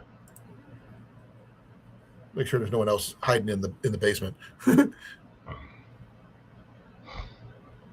But that one's needs a little cleaning. Yeah, I told you it's got a very small footprint, and those arms just swing in to basically make a square. That's got to be the first gen one because the new ones that I'm looking at on MSR are more. They actually look like feet. They have ridges on the claw on the everything. These are just wires, basically. So this is a first gen, and it is adjustable, which is really interesting. Or is that no? That's the igniter. Yeah, that's the igniter. Oh, it's got that. That's kind of cool. Yeah, it's just a crown skirt. Yeah, but it's got the windbreak too. Yep. Most of your MSRs are going to come with a windbreak. And it's got a toolkit. It's upside down, mind you. And the bag. Oh wow, that's actually kind of impressive. That it's got all that for $60. Now, is it a first gen? Yes. Most likely. Is it going to need some TLC? Oh, yeah, most definitely. But the multi-fuel availability that you're going to have, you can run your gasoline, you can run your kerosene, you can run your diesel in that thing, and all that stuff. As long as you change your jets, as Cliff has mentioned before, I believe it was you who mentioned it, I believe, that it's totally versatile if you're in any kind of survival situation. But $60 when the original new ones right now are $219. That's a good deal. I am just going to add that to my watch list and get back out here because I like it, but I don't like it that much. Here's your light one for $45. One we looked at before. We must have bounced back up. What's that one? $54 for an international. That's $15. That's $69.99. So $70.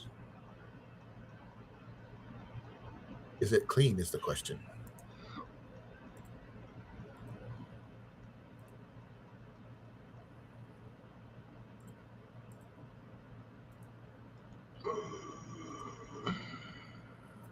What do you think, Cliff? I don't think I've ever seen a bottle that red before. Yeah, that might have been aftermarket one. Yeah, that's an aftermarket one. That's an old pump. It's also an aftermarket pump. To be honest, that actually looks more like a standard metal water bottle than a fuel bottle. It does.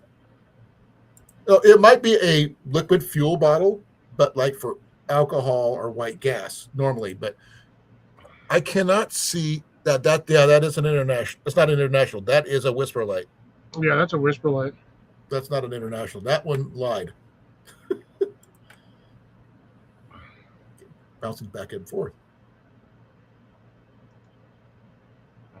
I'm not doing anything. This thing is bouncing on its own.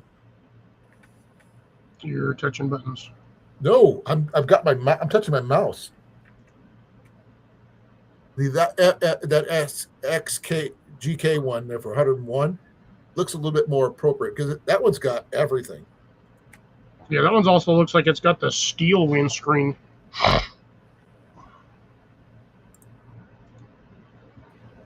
Let's find out. Okay. That one's got the backpacking and mountaineering stove and service kit. That's a bonus. Got the bag. That's what you were talking about right there, right? Yep. It's very wow. It does need more lubricant because the lube looks like it's all used up. I don't see it for the seals. That's a coffee maker. Yes. What's that doing on there? Oh my God. For perspective, or just wanted to show it. That is very beat up. Yeah. The bottle, I mean. That is very old. I think the only thing worth it in there besides the stove itself, The bottle is toast, and the pump is probably That toast. bottle's just scratched. Well, the pump's probably toast because it's old. I mean, it's very old. That heat skirt thing is probably the best thing it's got. I don't know. What do you think? For 101, sure, you're looking at, I'd say probably 120 with shipping. Well, let's find out what the shipping is. Free. Okay, so 102. Yeah, probably even if you get that, you're still gonna have to spend the money to get the replacement pump. Yeah, and the seals and anything else for that matter.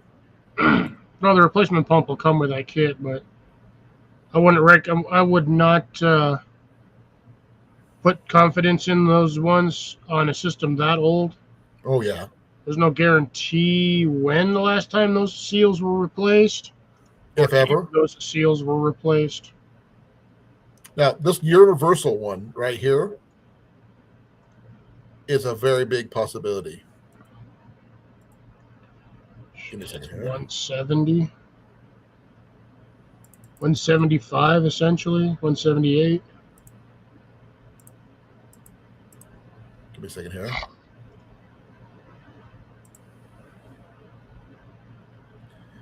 Okay. First of all, $6.77 for shipping. Yeah, $71. So sorry, 177 roughly. Well, it is the universal, which means it's a severe multi-fuel options.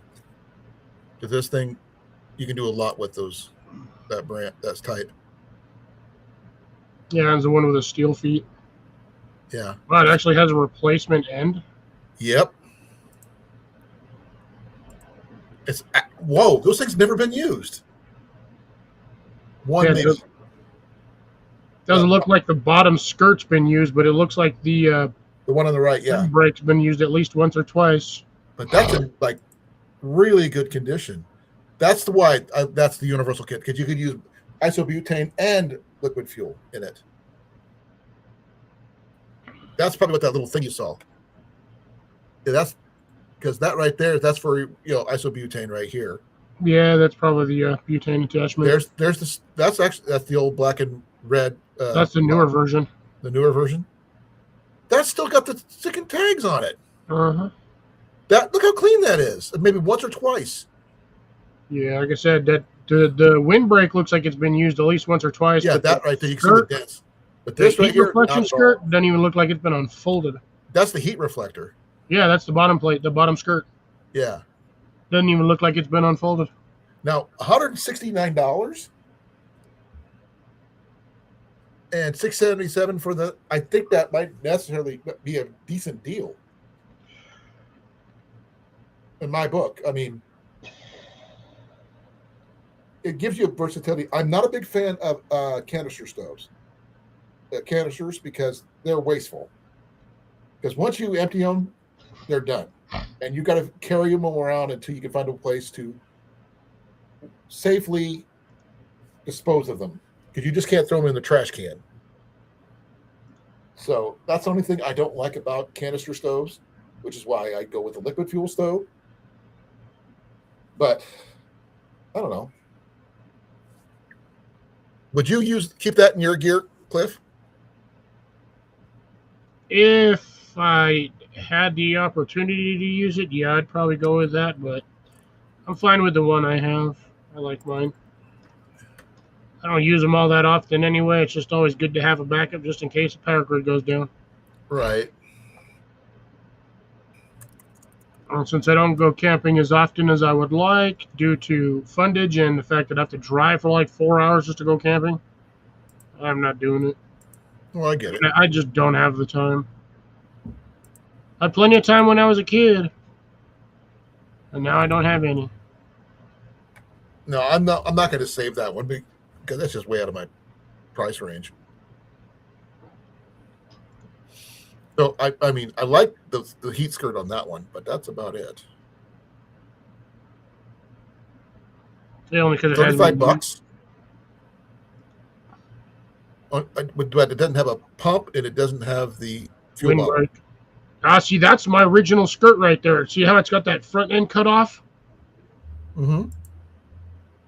That was how my skirt was. That thing actually didn't fit on the bottom. It actually went around in between the bottom feet and the top feet. Right. Because it doesn't do any good to have this reflection skirt or the foot reflector all the way at the bottom. Right.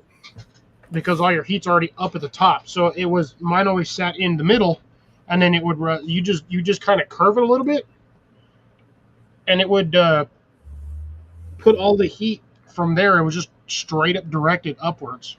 Right. Like I used to love cooking hot dogs in a pot with that damn thing because you could do it in like 4 minutes. You could literally start to finish cook hot dogs in water. Yes, hot dogs in water, so basically boiled hot dogs. I know I'm going to get a lot of flack from that in the comment section, but when you're out in the middle of camping, you boil them and then you go and stick them on a barbecue fork, and then you go toast them over the stove. Right. Okay, that fuel bottle that's showing here is the same size I've got on my mine. Mine's like an 18 fluid ounce bottle. Yeah, that's like that 20 or 18 ounce. Yeah. I've never seen a blue port for the fuel bottle or for the. That's still not. That's a international stove. I'd rather get that one, to be honest. That's what I'm thinking. They also don't recommend clipping your fuel bottle to your bag. Those straps are not. No. They usually have one like nylon loop strap on the edge of the bag. You just hook it to that. Don't hook I've it never to the seen a axles. blue pump like you said. I've never. That's what I'm saying. I've never seen a blue one or a That's teal one. It's weird. Okay, I'm gonna look. Sorry, I'm going down in the description. Not a whisper light material metal. No. That's a dual fuel, so that'll run white gas and propane. I mean, white gas and kerosene. And gasoline. Yeah, white gas. Yeah, gasoline and kerosene. Yeah. And yeah. $10. $31. $31. Even if you do have to buy a replacement pump, you're still breaking. You're getting a bottle of stove and that for less than $50. Oh yeah, and the fact is that you'll have a multi-fuel stove that'll give you more versatility than anything else. Because just because you run out of fuel doesn't mean you're out of fuel. All you have to do is change the jets. Change fuel types. An MSR expedition kit it's the repair kit, comes with the different jets. It has the kerosene one, Yep. it has the diesel one, as well as the white gas one. Yeah, As well as shaker needles. Yeah, the jet port's actually easy to replace. Yep. And the thing is, for this price point, if you don't have one, folks, in your gear, I mean, I wish I would have found this one. I paid $70 for mine, and mine was just a whisper light. Yeah, I paid $80 for my brand new one. But mine is, don't get me wrong, mine is really, really good. It's a newer model. But if anybody could look up where the blue pumps come from, because I've never seen one, that's a new one on me. Could be like an overseas or something like that. Because yeah, and usually it's the gray ones or the red ones. They're the gray, the red, or the black ones that we see down here.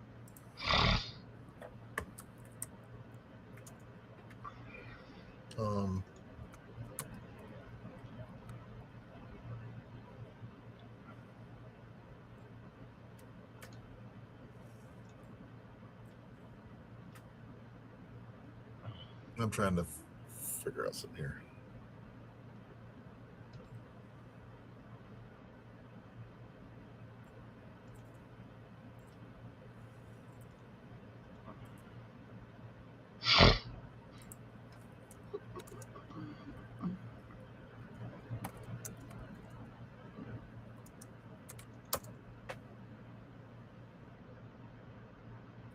Oh, okay. That stove is the Arctic fuel pump for extreme cold weather. So that makes a little insulated. Makes a big difference. So that would handle pretty much any weather you need. I've never seen a blue one, but that makes sense. So there you go for less than $50. If you don't even have to change anything other than the seals, that's a deal. So Yeah, which I would recommend. Just, I mean, me personally, I would go and buy another bottle pump anyway. yeah, as a backup. Yeah, because I mean, the chances of me truly going to freaking the middle of the freaking Arctic Circle to need to use a gas stove Right. going to be pretty goddamn slim to none. So I'd It is rather a seal of have a deal there, a normal CR. standard fuel pump. And the fact is that it's. I think they're good options to have. I mean, because it is a multi-fuel style thing. So if you keep it in your car as an emergency fuel thing for your car, and you need to just, you use it for cooking, you could use it for sterilizing stuff if you need to do it that route, go that route, or keep them warm. If you need a stove to keep warm temporarily, that'll give you an option. Now, just because you have that, you still need something to cook on. You have this to cook, but you need something to cook with. I mean, a decent pot and stuff. Now, I haven't looked for any pots and pans, anything like that.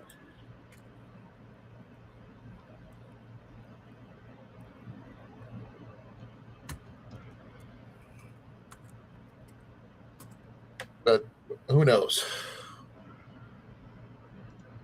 Make sure nobody's in the basement. I'm looking for the basement. There's no one there. I haven't heard anything but he come up. Have you? I'm not going to hear it on my side.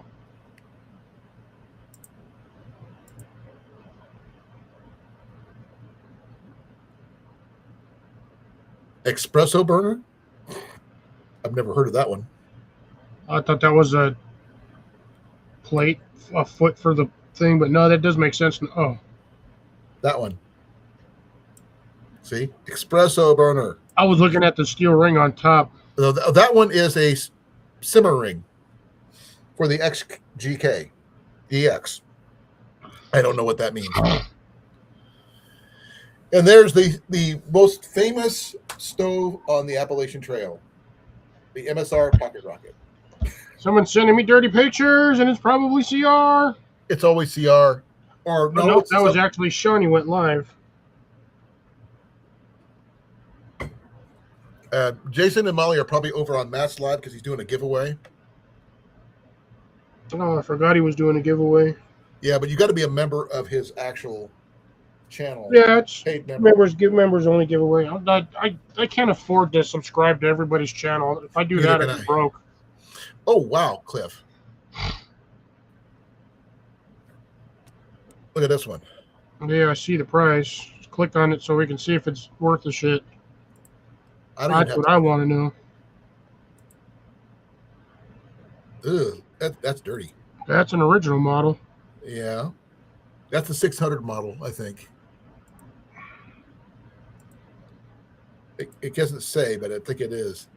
Nope, that's a whisper. It says it's a whisper light. I don't see that stove again. Yeah, that's a regular whisper light. Mine is like that, I think. Oh man, my knee hurts. God damn. Sugar almost got 20 people there. She just went live. Wow. Let's see here. I found out I didn't even have to click on them. I could just go through and look at the pictures. This is what I paid for mine. So about $70 for mine set up right here. But mine wasn't a black one. Mine actually has the other color. But that was like $88 for all that. I don't know what this little hose is over here. Hold on, let me look. Do what now? Okay. Oh yeah, it's because he's got that modified for the propane or white the bottles. That's the bottle adapter. Just slides onto the other one. $50 for a lot of 3. 22 That doesn't even. ounces. Dude, my 33-ounce one was $9.99. Yeah. So he's trying to charge you. Yeah, no. Oh, wow. Oh, that's clean. That is very clean. And $29.90 52 that's with shipping. So $30. That's a deal and a half. I'd just do an automatic $30 bid on that one. Oh yeah. I gotta zoom in on that picture. I want to check something. Some don't look right. That is an odd. That random metal piece on the bottom is what's bugging me. That right there? Yes. Okay, well, let's do this. Okay. That it's been used a couple times. You can see Yeah, that. it's still clean though. That's not helping. That's a little corrosion on there. And there's the booklet, but that's all that shows. It's just those. Yeah, concerned with that weird metal piece on the bottom. Well, give me a second here. Let me do something here. I have no idea what I just did. You unclicked.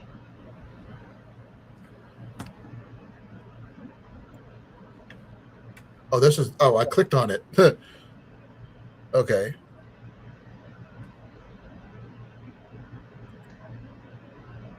Give me a second here.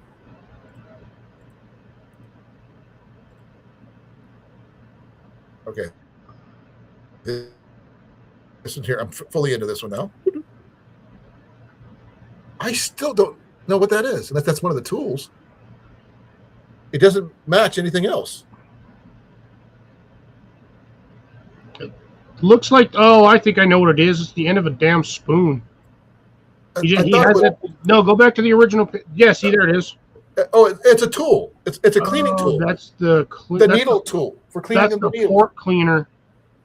Is that a port cleaner? Yeah, that's the fuel port cleaner. That's a good deal then. Yeah. That is a good deal. $30 for that, folks. Oh man. I'd say place bid on that, honestly. But the question is, does it come with a pump or is it just a stove? It's just a stove. I didn't see a pump with it. Another $15 for the pump? I have a pump, technically, but I already have a whisper light. But that one, I can get a new pump for it. That's not an issue. But they're probably like 50. There's one bid on it already, so that means it's at $20. So if it makes it more than $2, you put it like a $25 bid on that. I would just straight hit that with 30. 30 would be what I would do. Well, I don't need one right now, though. I've got one. So you guys out there, it's there. If you're looking for one, this is the way to go. That is clean, dude. I've never seen one that clean. Oh, I used to keep mine that clean. I did not like having mine dirty. I know, but still. But with still having, how often that little freaking tool has been missing? This little tool right here. That's the jet. That's the jet port cleaner. That thing goes so missing so fast. No, at least we know what it is now. That answered the question. But Nick, to me, it looked like the end of a damn spoon. It does. It was probably originally what it was meant for, or something like that. But no, that's folded over and then stamped, like soldered or like heat stamped. There's that. That's actually showing you what it is right there.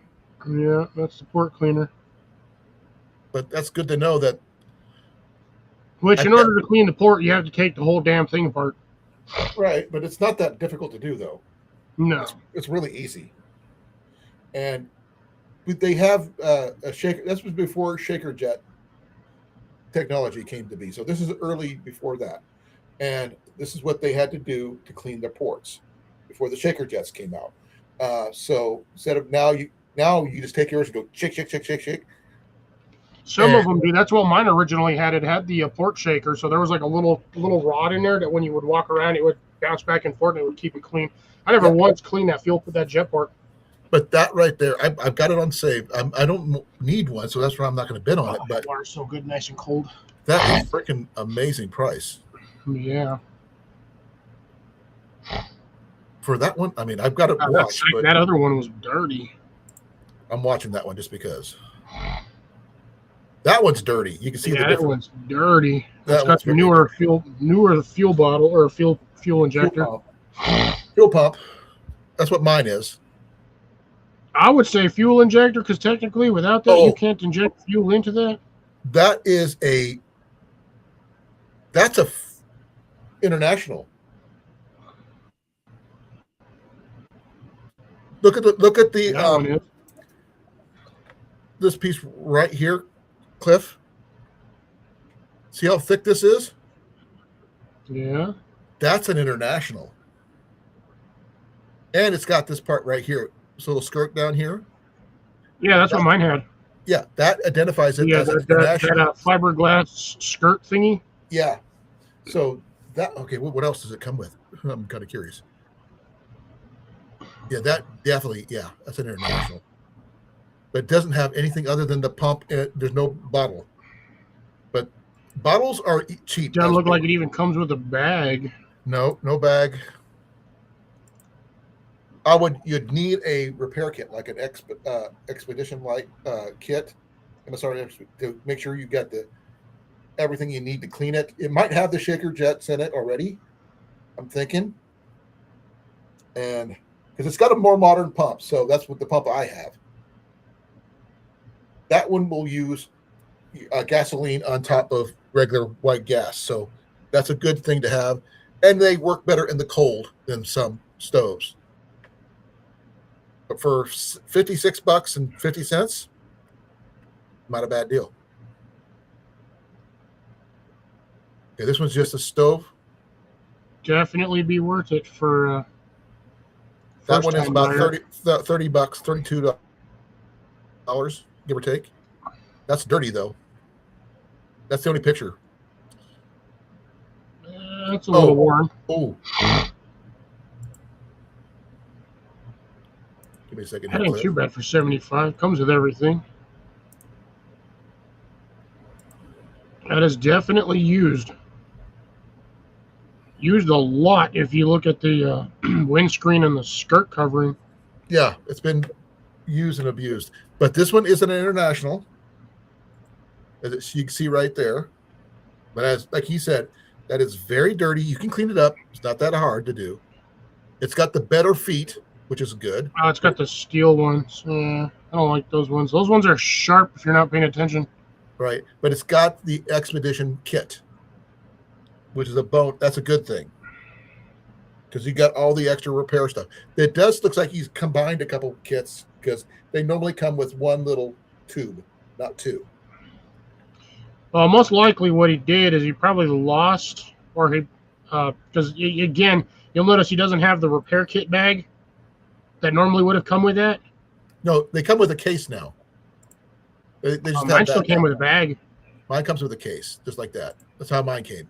Which is what that's what I'm saying. Though he probably bought the original repair kit, which came in that case. Still had the original bag, and figured I'm going to throw all my stuff in here. That one's looking a little better. It looks like they cleaned it up on this picture. A little bit cleaner up, but that's a little bit more cleaned up. Yeah, that's an international too.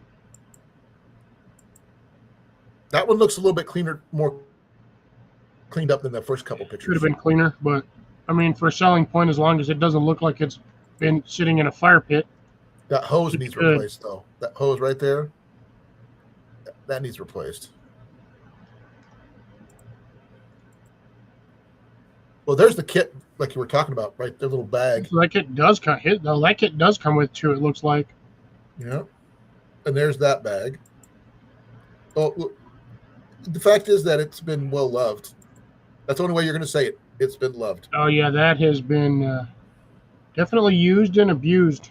For international, for $75, that's not necessarily a bad deal. No, used and abused, but like you said, it's complete. I probably got a lot of use out of it, but no longer has the option to do what he was doing before. So, or sorry, we'll just say they, because I don't know if they're shift. Yeah, there is a video, but I'm not going to play the video. But I just kind of skipped over that, but because I didn't want to deal with any, music or sound or anything like that. Dings. I don't want any dings. But that's not a bad deal for those people who are interested. There's that heat ring again. It bounced me right all the way back up. Excuse me.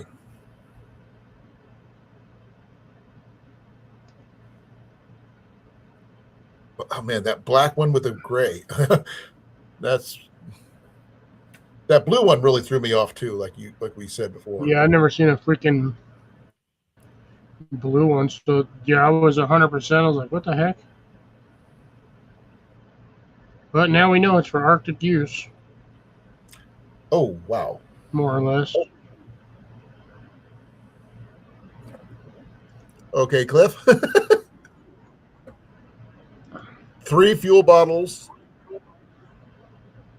and a bunch of other gear for That damn 195. fuel bottles. That looks like a fucking portable blender. Oh, that's the white gas.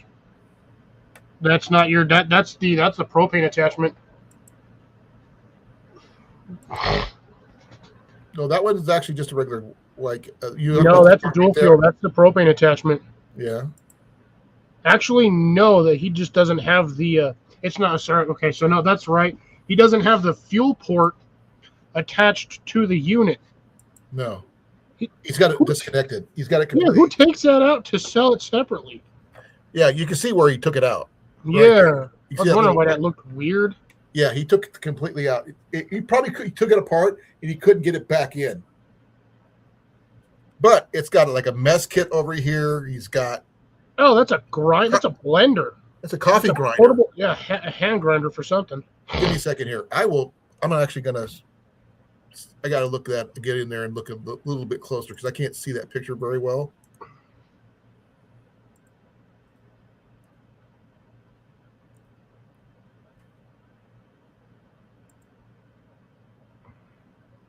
What does that say?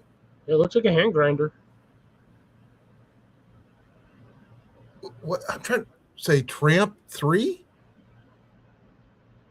That's a coffee grinder. That's a coffee grinder. I find it funny he's throwing a coffee grinder in there, but there's nothing else. And there's the mess kit. I remember that shitty handled. Bought a second one, and then then my stuff got all yoinked. Yeah, this one here is a Whisper Light. This is not an international. Yeah, at least he's got the end for the fuel port on there. If that was not attached, I would not recommend buying that. Yeah, that I have extra ports, but it comes in my expedition kit. They come. Yeah, but if that was not attached to that, I would not recommend buying it because that means he probably lost the insert. Oh yeah, because there's a tiny little insert in that damn thing, and if you lose it, that thing is useless. No, there's where it's all put together like it's supposed to be. But no it's still not together. He's got it in there upside down. Yeah, because he doesn't know how to put it back in. He took it apart. And no. I had that issue once myself. It just because you'll notice that it's used, but it's extremely clean. They did a good job keeping it. Which means he went through that with a wire brush, probably a bit of steel wool or whatnot to get that super clean for the picture, and then couldn't get it back together again. Also looks like he lost the fuel port skirt. What do you mean fuel port skirt? The fuel for the fuel bowl? Oh, yeah. No. That's only with the internationals, not with the Whisper Lights. Oh, Whisper Light came with that. Mine never had one. Ceramic, or what is it? That stove, fireplace stove material at the bottom. Mine, the little fiberglass thing. Yeah, that like fiberglass. Oh, asbestos. Basically, the fiberglass wick at the bottom. Yeah, mine never had that. Mine did. My original one did. Well, my new one didn't. But he may have took it apart because it might have been like disgusting. He didn't want to throw it in there. But most internationals don't have that. I don't know if I did or not. Oh, sorry. The internationals do, but the Whisper Lights don't. But for that price, Whisper Light, I'm telling you that my original one had that. Well, for that price point, it's not worth it.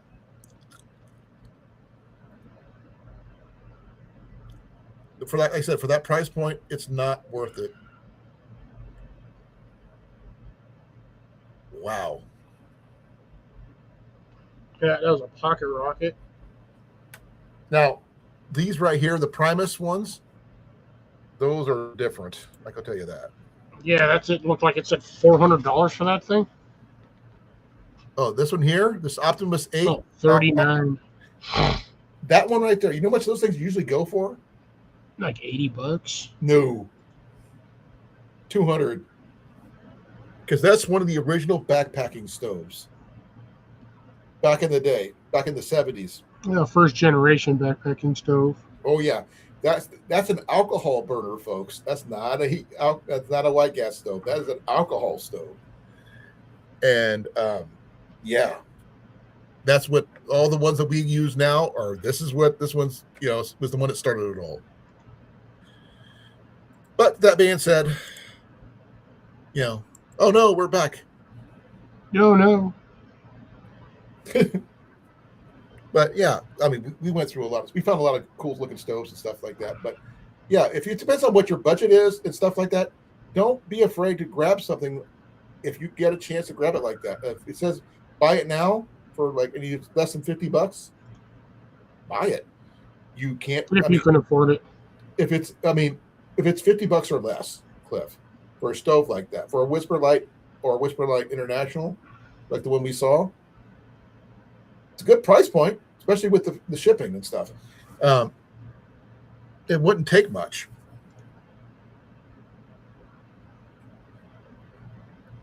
Just remember to have like 4 good camp stoves. Well, since we're in here and you guys, I got some personally good news. I got approved for my Social Security disability. Nice. So it's going to be a good chunk of change. And it comes available on Saturday. So just saying. So this is another reason why I can go. And it's also going to cover some other bills that's going to help us get the property as well. So 100% covered. So awesome sauce.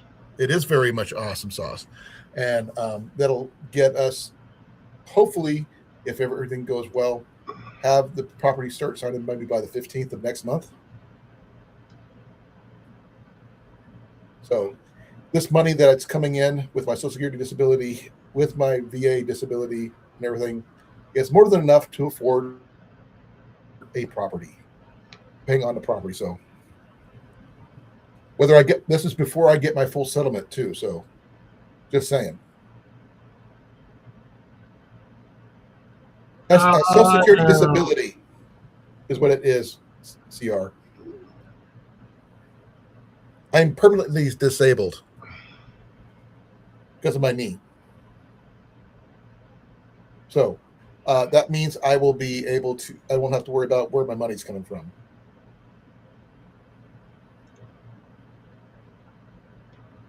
Thank you for letting the ad run there, CR.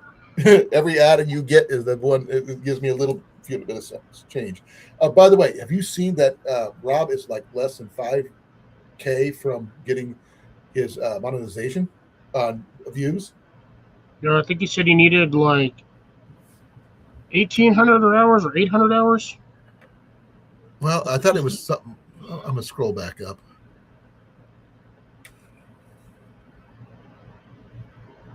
Because he was in here, I had to, my whole screen did a little glitch thing, and it disconnected me and reconnected me, and without doing anything that I didn't touch it. It's really, really, really weird. I'm scrolling through the chat here.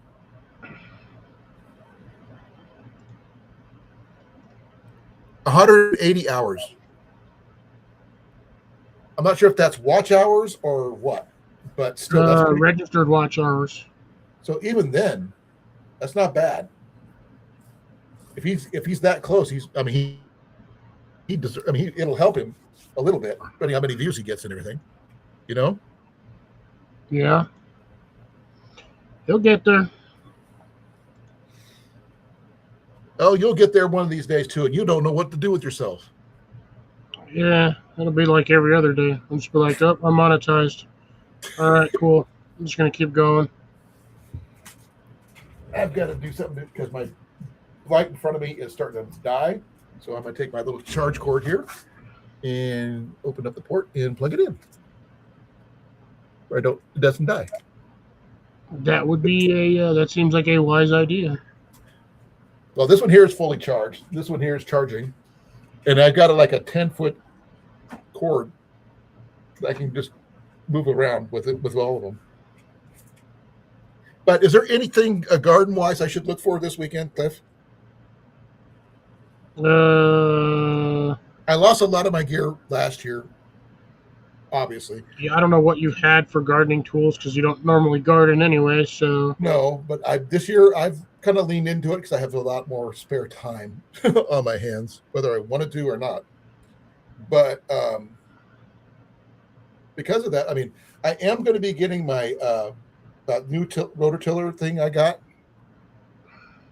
the cultivator tiller thing, serviced and upgraded. To make sure everything's all good at the Ace Hardware. They do a little small engine tune-up thing, and I'm going to have him go over that as well as Ian's. What is it? He's got a weed whacker that's allows you to do multiple accessories to it,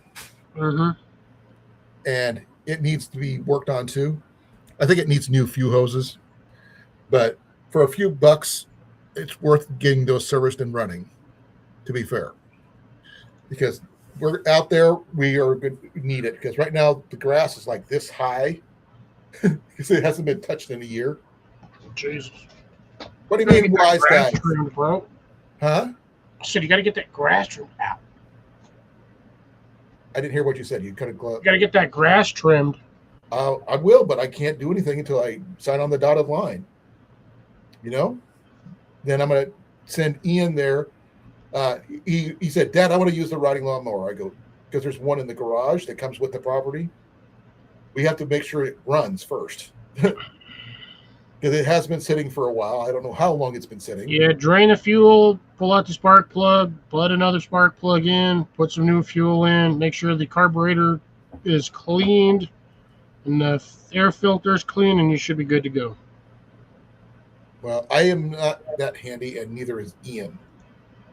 He'd lose direction where he was going halfway through with his condition, unfortunately.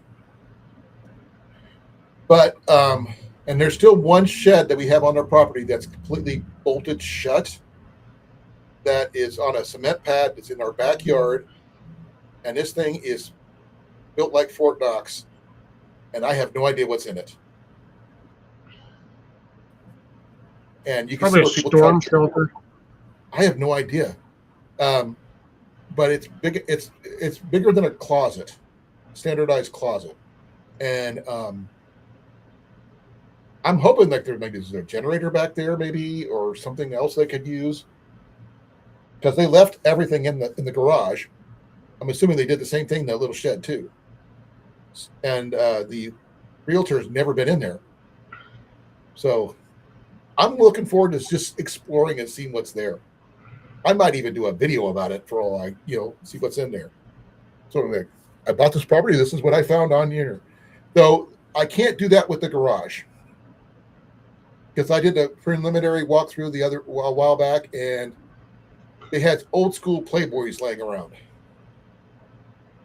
with no covers. Oh, dang. And you don't want that on your YouTube channel, folks. No, you don't. No. Now, if the covers were closed and everything else, you can find out if there's any issues that are like worth money, because I'm sorry to say that old school Playboys are worth money. Yes, they are, because the old school ones actually had more pictures than articles. Yep.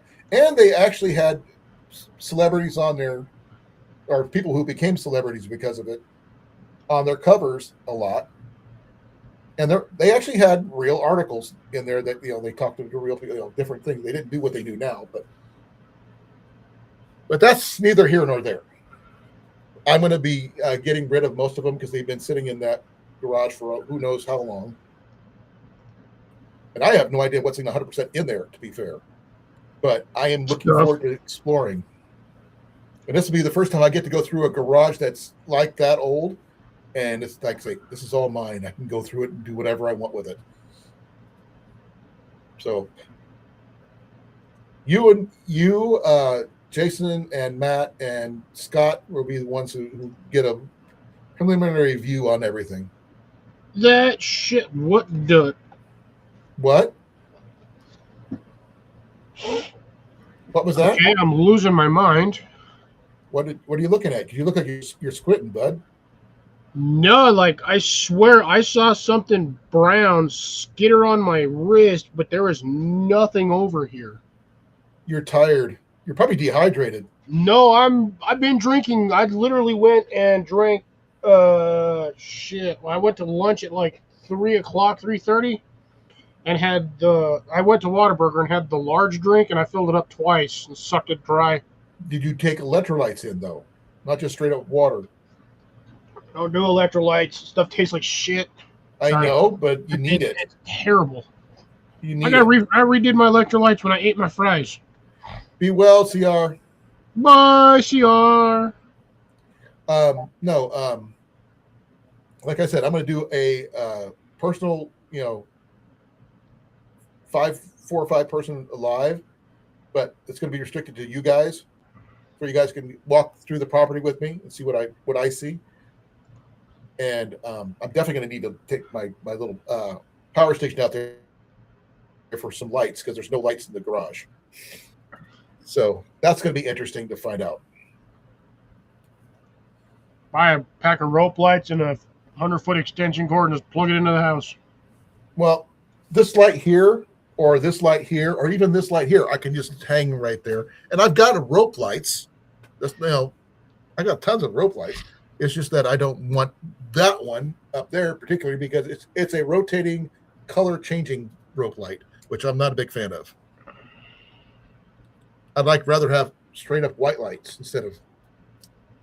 Yeah, I randomly picked up 2 rope lights a while back at Hobby Lobby, and they are a lot more wattage use than I was expecting them. Are they? I read the package, but I didn't read the package. Are they multicolored? No, they're white, but they're like 12 volts each. Ooh, ouch. Or sorry, 24 volt. I don't know where my box went. I think I threw both the boxes away. Well, the ones I have are, let's see, this one here is battery powered. The one that we got from Jason and Molly, we still use it outside. It still works great.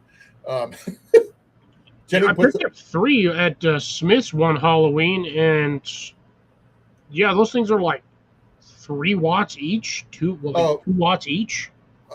Mike, I did find a body when I was in there. Cockroach or spider? Mouse. Because that garage is so old, Cliff. I mean, literally, I could look up and I see holes in the roof. See the sky. It needs completely redone on the roof. The walls. There's a hole in the side about this tall. It looks like they kept their dog in there and he ate his way out, or something like that. Because wouldn't doubt it. They had a dog because the back door has got a dog door, which is one of the reasons why we were replacing the doors on this place.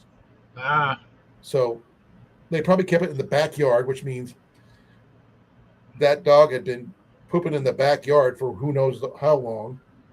Well, it's well fertilized. That's one thing I should know. At least it would be by now. It should be broken down and non-toxic. Right. So I was thinking if you have any ideas about where to get good waist high garden beds, that are off the ground, because I can't kneel to save my life when it comes to gardening. If you happen to know where, if you're going to get waist high, you're going to be paying like $200-300 per garden unit. Well, even if I could find some that are like slightly off the ground and replace the boards that are the feet with longer ones, and then maybe support them with some rebar, into the ground or something to help keep them secure, keep them from tipping over or anything like that, I will do that because whatever I have to do, because I literally need to be waist high to be for my safety reasons, but I still want to be able to garden. But CR did come up with an observation that makes sense. because of the size of the garden box, if I make it, like I say, 4 foot wide, maybe 6 feet long, that's going to be heavy with soil. Yeah. Um, Oh no! If you do that, if you're cutting down trees or whatnot for clearing and other debris, just shove it at the bottom of the thing and then just fill it with dirt. well, I was thinking about if I put some flat bar underneath it, put the wood down, put this underneath it to help hold it up, like you would like a bed frame, for like a Yeah. mattress, and you put like 4 or 5 of them going across the bottom, would be more than enough to support the weight of any dirt and plants and stuff. The only thing is it going to be perfect? No, but it'll last a few years at the very least. It'll be enough that I can at least get some. I want at least 4 of those in a rectangular pattern, but with a open end where I can go all the way around each one of them. I could put Like a horseshoe? No, rectangular, sort of like this shape, but it's broken into Okay. 4 quarters. One on this side, one on this side, one on this side, one on this side, but with a little spot where I can walk between the two, everything. So I get on each, Okay. and it would, because my yard is not huge, but it's big, but it's also kind of angled a little bit. So I have to make it work that way too. So I have to make it level to me as well as the terrain it's in. No, you just make the garden bed level. That's what I mean. So like wherever you're putting a container, you just make sure that side's flat. Yeah, you'll be walking on a slope, but I will be on a slope, but the things will be level. yeah. And I could make one leg, the front part taller than the back limbs and all that stuff. But I would also support each leg with the rebars, probably say that thick or thinner rebar, and then just have it attached to each leg to keep it from being tipped over by wind or whatever, me leaning against it. Yeah, you can do like the raised beds. I forgot I was on Shawnee's channel. Shit. I went to open a window and I'm like, oh, there's. Let's see if I can actually spell today. I am like burned out. You look like toast, dude. Bro, I spent all day yesterday, like I said, disassembling more pallets, tearing them apart, and then I loaded everything in the back of my truck.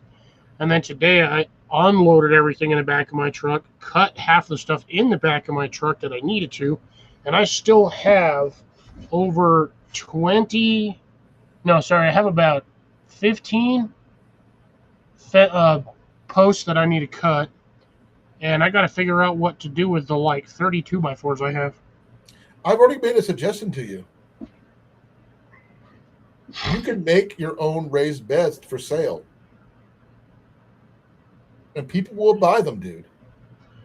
That would be a lot of work to get that stuff done.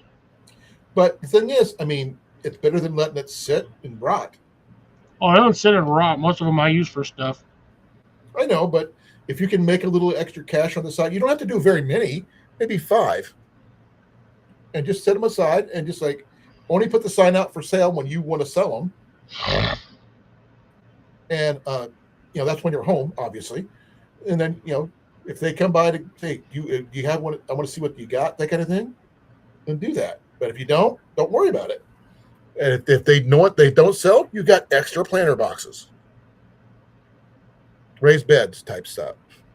Yeah, the ones I really want to make are the 15-inch by 5-foot long ones. So I could.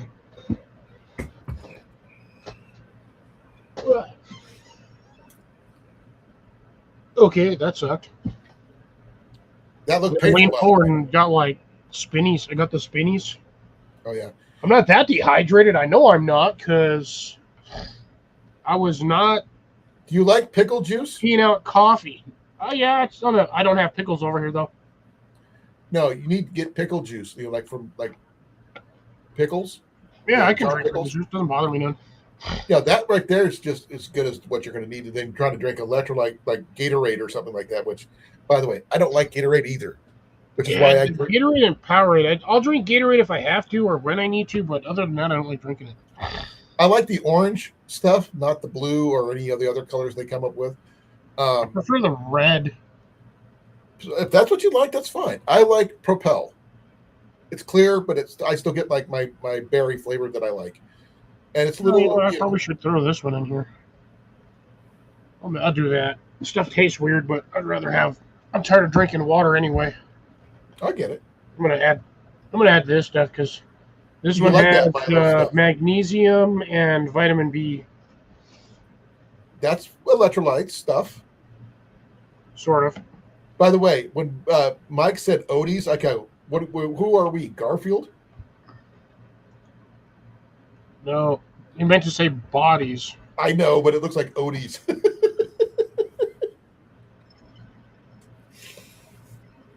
The guy is supposed to be coming tomorrow to work on my truck, fix up my wiring on my truck. Then I'll be ready to move. I just had trouble with when I try to do the turn selector switch tomorrow, so that's going to be interesting enough. Tastes purple. Oh wow, that reminds me of a story I read once, like from One Step Beyond, where a guy hits his head. They try to fix his the nerves, and hot feels cold, cold feels hot, and prickly feels soft, and soft feels prickly. All his senses were swapped. They fixed it again. The last thing he said, "What smells purple?" I didn't know that what smelled purple, but I mean this tastes purple. So it's grape. No, it's dragonberry fruit. No, Or sorry, berry dragon fruit. oh, berry. I can understand the berry flavor. Then that's probably where you're getting the grape flavor. No, it's berry dragon fruit. I don't like dragon fruit though. I don't mind the taste of dragon fruit. It's high in antioxidants. From the actual dragon fruit, I believe high in antioxidants. I'll drink the rest of that. That should get me. Okay, some updates on my peppers for you there, Cliff. One of my peppers is like this long.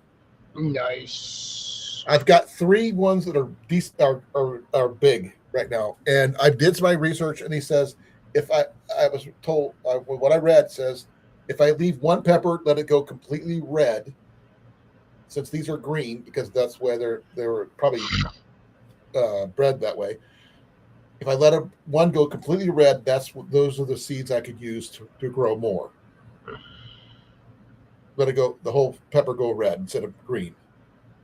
So yeah, but your pepper will turn yellow first. Well, I don't know. Right now it's all green. Yeah, and then it'll turn yellow.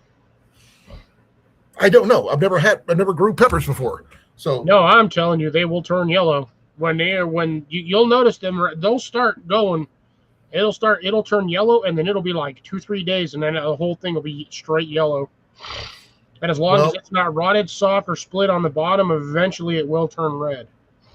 Well, mine are green right now. I mean, solid green. And it's from the pictures. And I don't know when these things are going to be done because I don't know what the life cycle of a California Wonder Sweet Bell Pepper is. So about 90 days. Well, I planted it on May 10th, Mother's Day. Yeah, we're on week 12.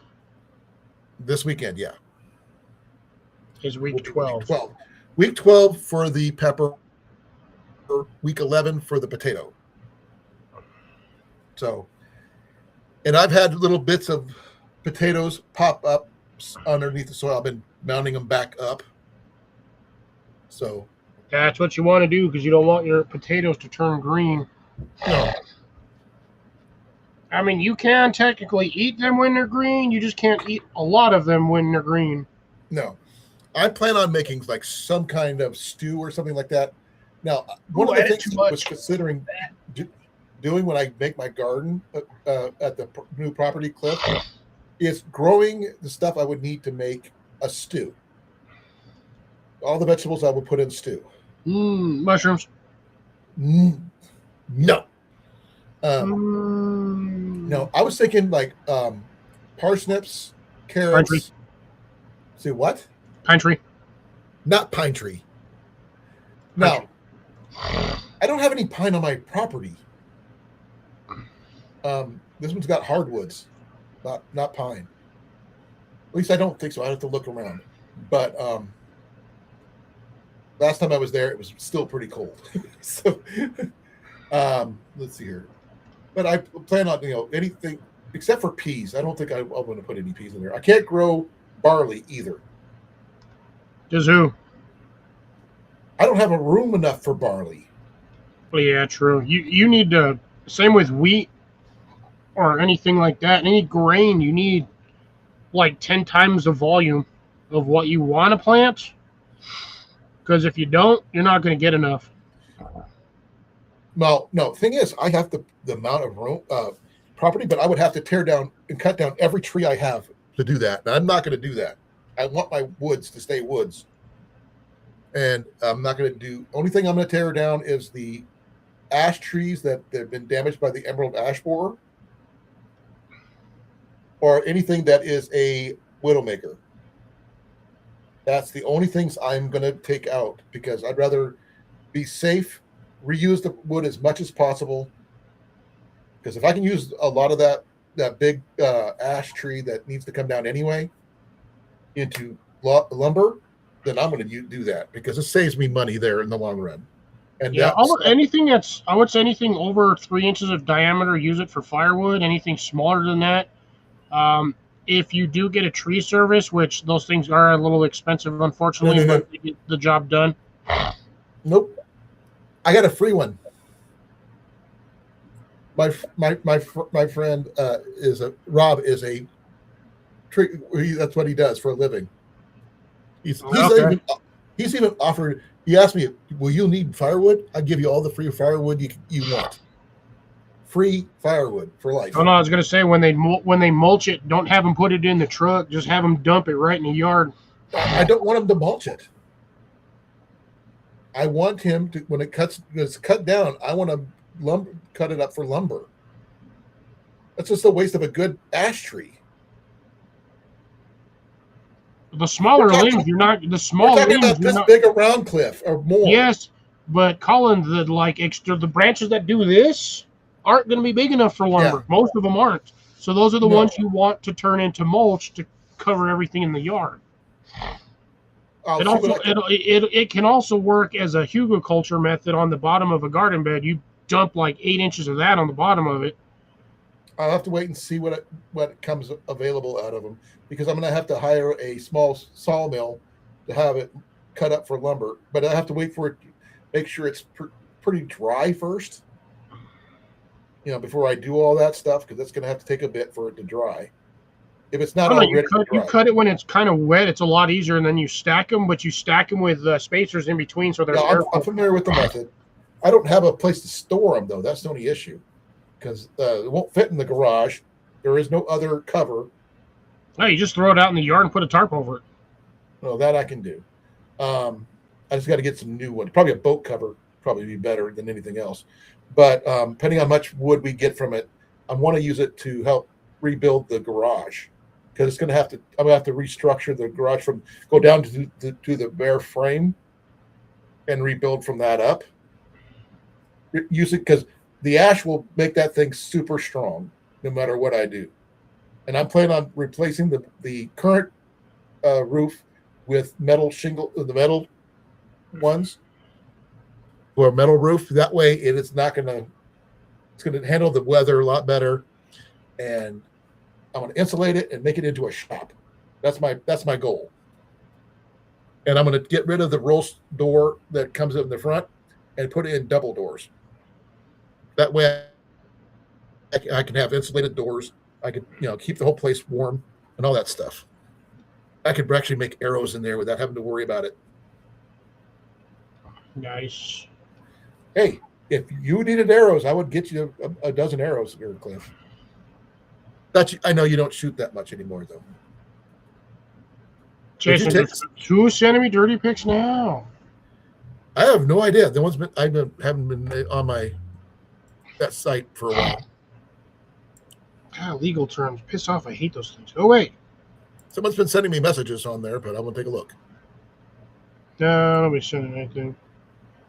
Scott was supposed to call me today. I don't think he did. Who? Scott. He probably forgot. Yeah, probably. He was probably busy doing something. Yeah, but it'd be because I've been inviting him to this Watch Your County flea market for some time, and he's always been too busy. Maybe I still got one more to go this year, and that's in October. The one good thing about the new property is that it is closer to the Watch Your County flea market than I am now. But it is also one less than a quarter mile from a state park. So the area is going to be amazing. You know? Yes. And when you post a video super late, nobody watches it. What's the video? Apparently, I forgot to post a week 11 video I filmed, and I was supposed to put it out before I went to work last Friday, or when I got to work last Friday, and I completely forgot. Apparently. Oh, I was wondering why I was skipping videos. I try to comment on every video you've been going, and same for Yeah, I was looking at that in my stuff in my on my studio, and I was like, I am missing because again, I have everything's labeled for the stuff, and I'm like, why do I not see week 11 in here? right. And it was like week 10 2 weeks ago, and I was like, what the heck? Where's 11? And sure enough, still sitting in my pile to be posted. So yeah, that was. I try to post mine immediately after I get them done. I I will. usually do, but I had to leave for work. I filmed that literally 5 minutes before I had to leave for work. Well, I will say this. I actually read the one I posted last Sunday. I filmed that one twice because I wasn't happy with the first one. So I had to redo it. And because I was like, I wasn't happy the way I did it. I'm still trying to find a tagline that I could do, let people know about, but I can't. I'm not that eloquent. Yes, I can talk, but I'm not good at coming with some tagline or anything like that. Not like slap a rat or anything like that. Or what's that one some people do? Like, yeah, something grow it, something whatever. But I can never figure that one out. But I'm a dabbler in most of the stuff I do anyway. I'm just surprised that I'm growing stuff as it is. I am planning on moving my tomato plants and my pepper indoors at the new place for the winter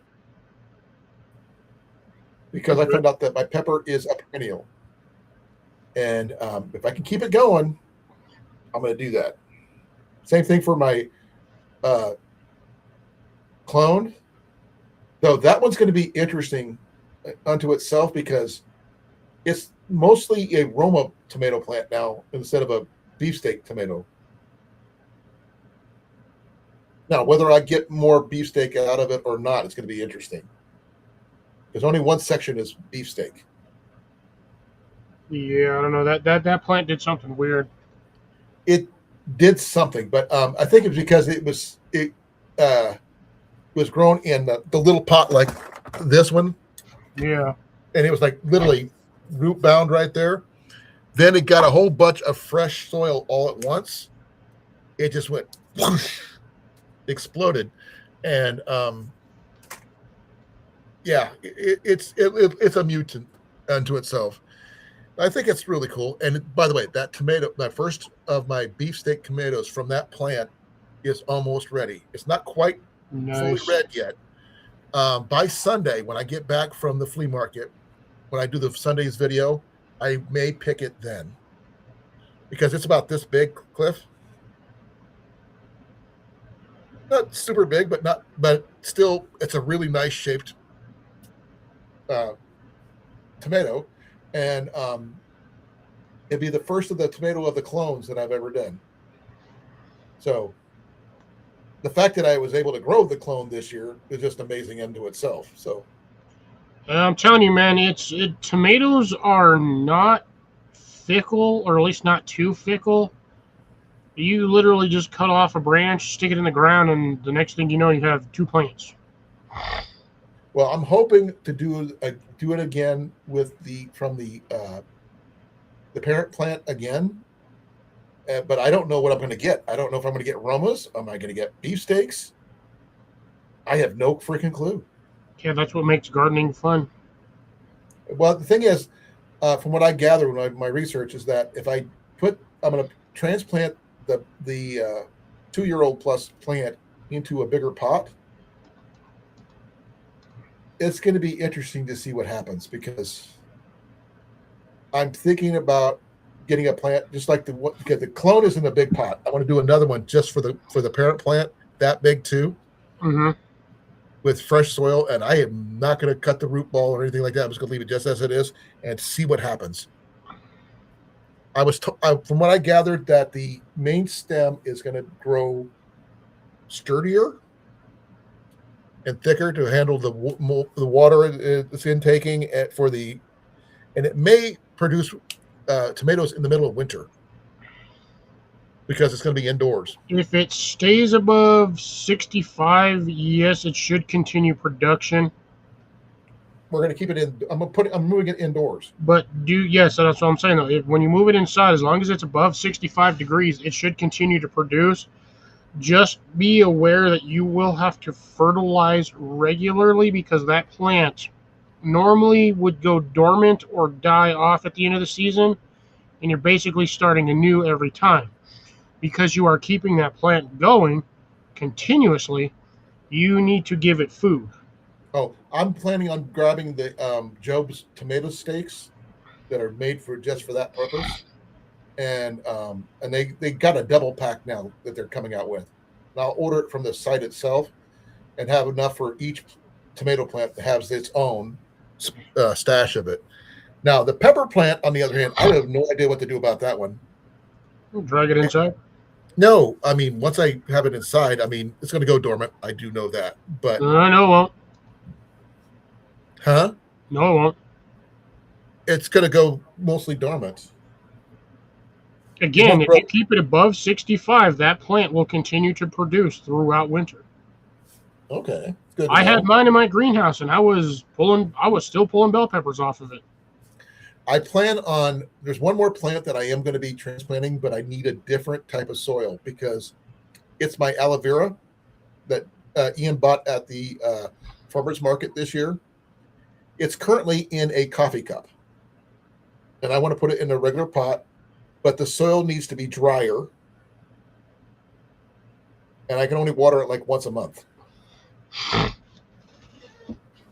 But aloe vera, we need aloe vera for our house anyway because we got a much bigger, better stove than we've ever had in our lives. This is a professionally grade stove with a built-in griddle. Yeah, I just want to. The aloe vera is a good plant to start root starts or seed starts or clones. So if you get a clone, you slice it open and you stick the clone in there, and you just plant the whole thing. It's okay from what I gather when I talk about that. If it slices over, let it skin over first. Well, no, if you let it skin over, you can't stick whatever you're trying to graft or It grow says that back into it. it says it's supposed to. No, I'm not trying to graft it. I'm just going to let it.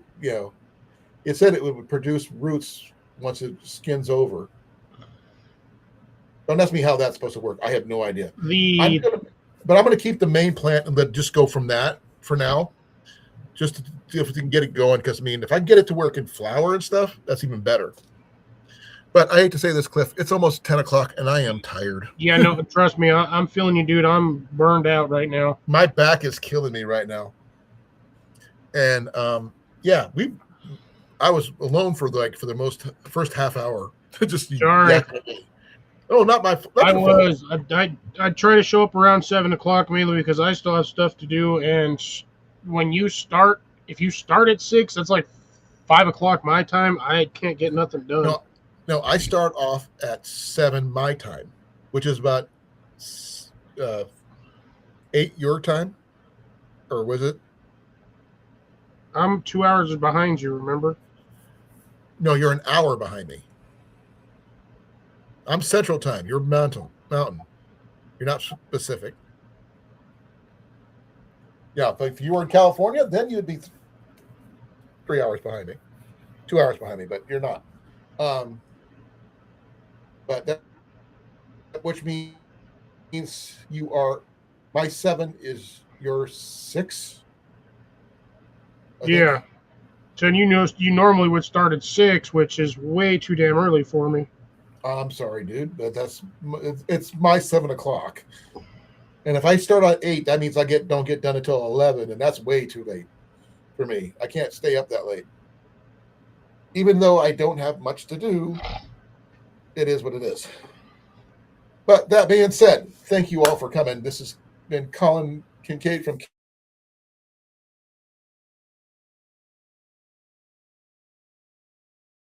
We talked a little bit about stoves. We talked about gardening, this, that, and the other thing. I don't have any clever sayings like some people say, like stow it, grow it, and mow it, whatever it is that people use. But Because I said, know what you grow and grow what you eat. I don't know. grow what you're going to eat is always a good one, because I'm a firm believer. If you don't eat it, don't grow it. Be well, be safe. We love you guys. Take care, folks. Have a good we're one. out of here in 5, 6, 4, 8, 3, 1, 2, 3, 1. 4.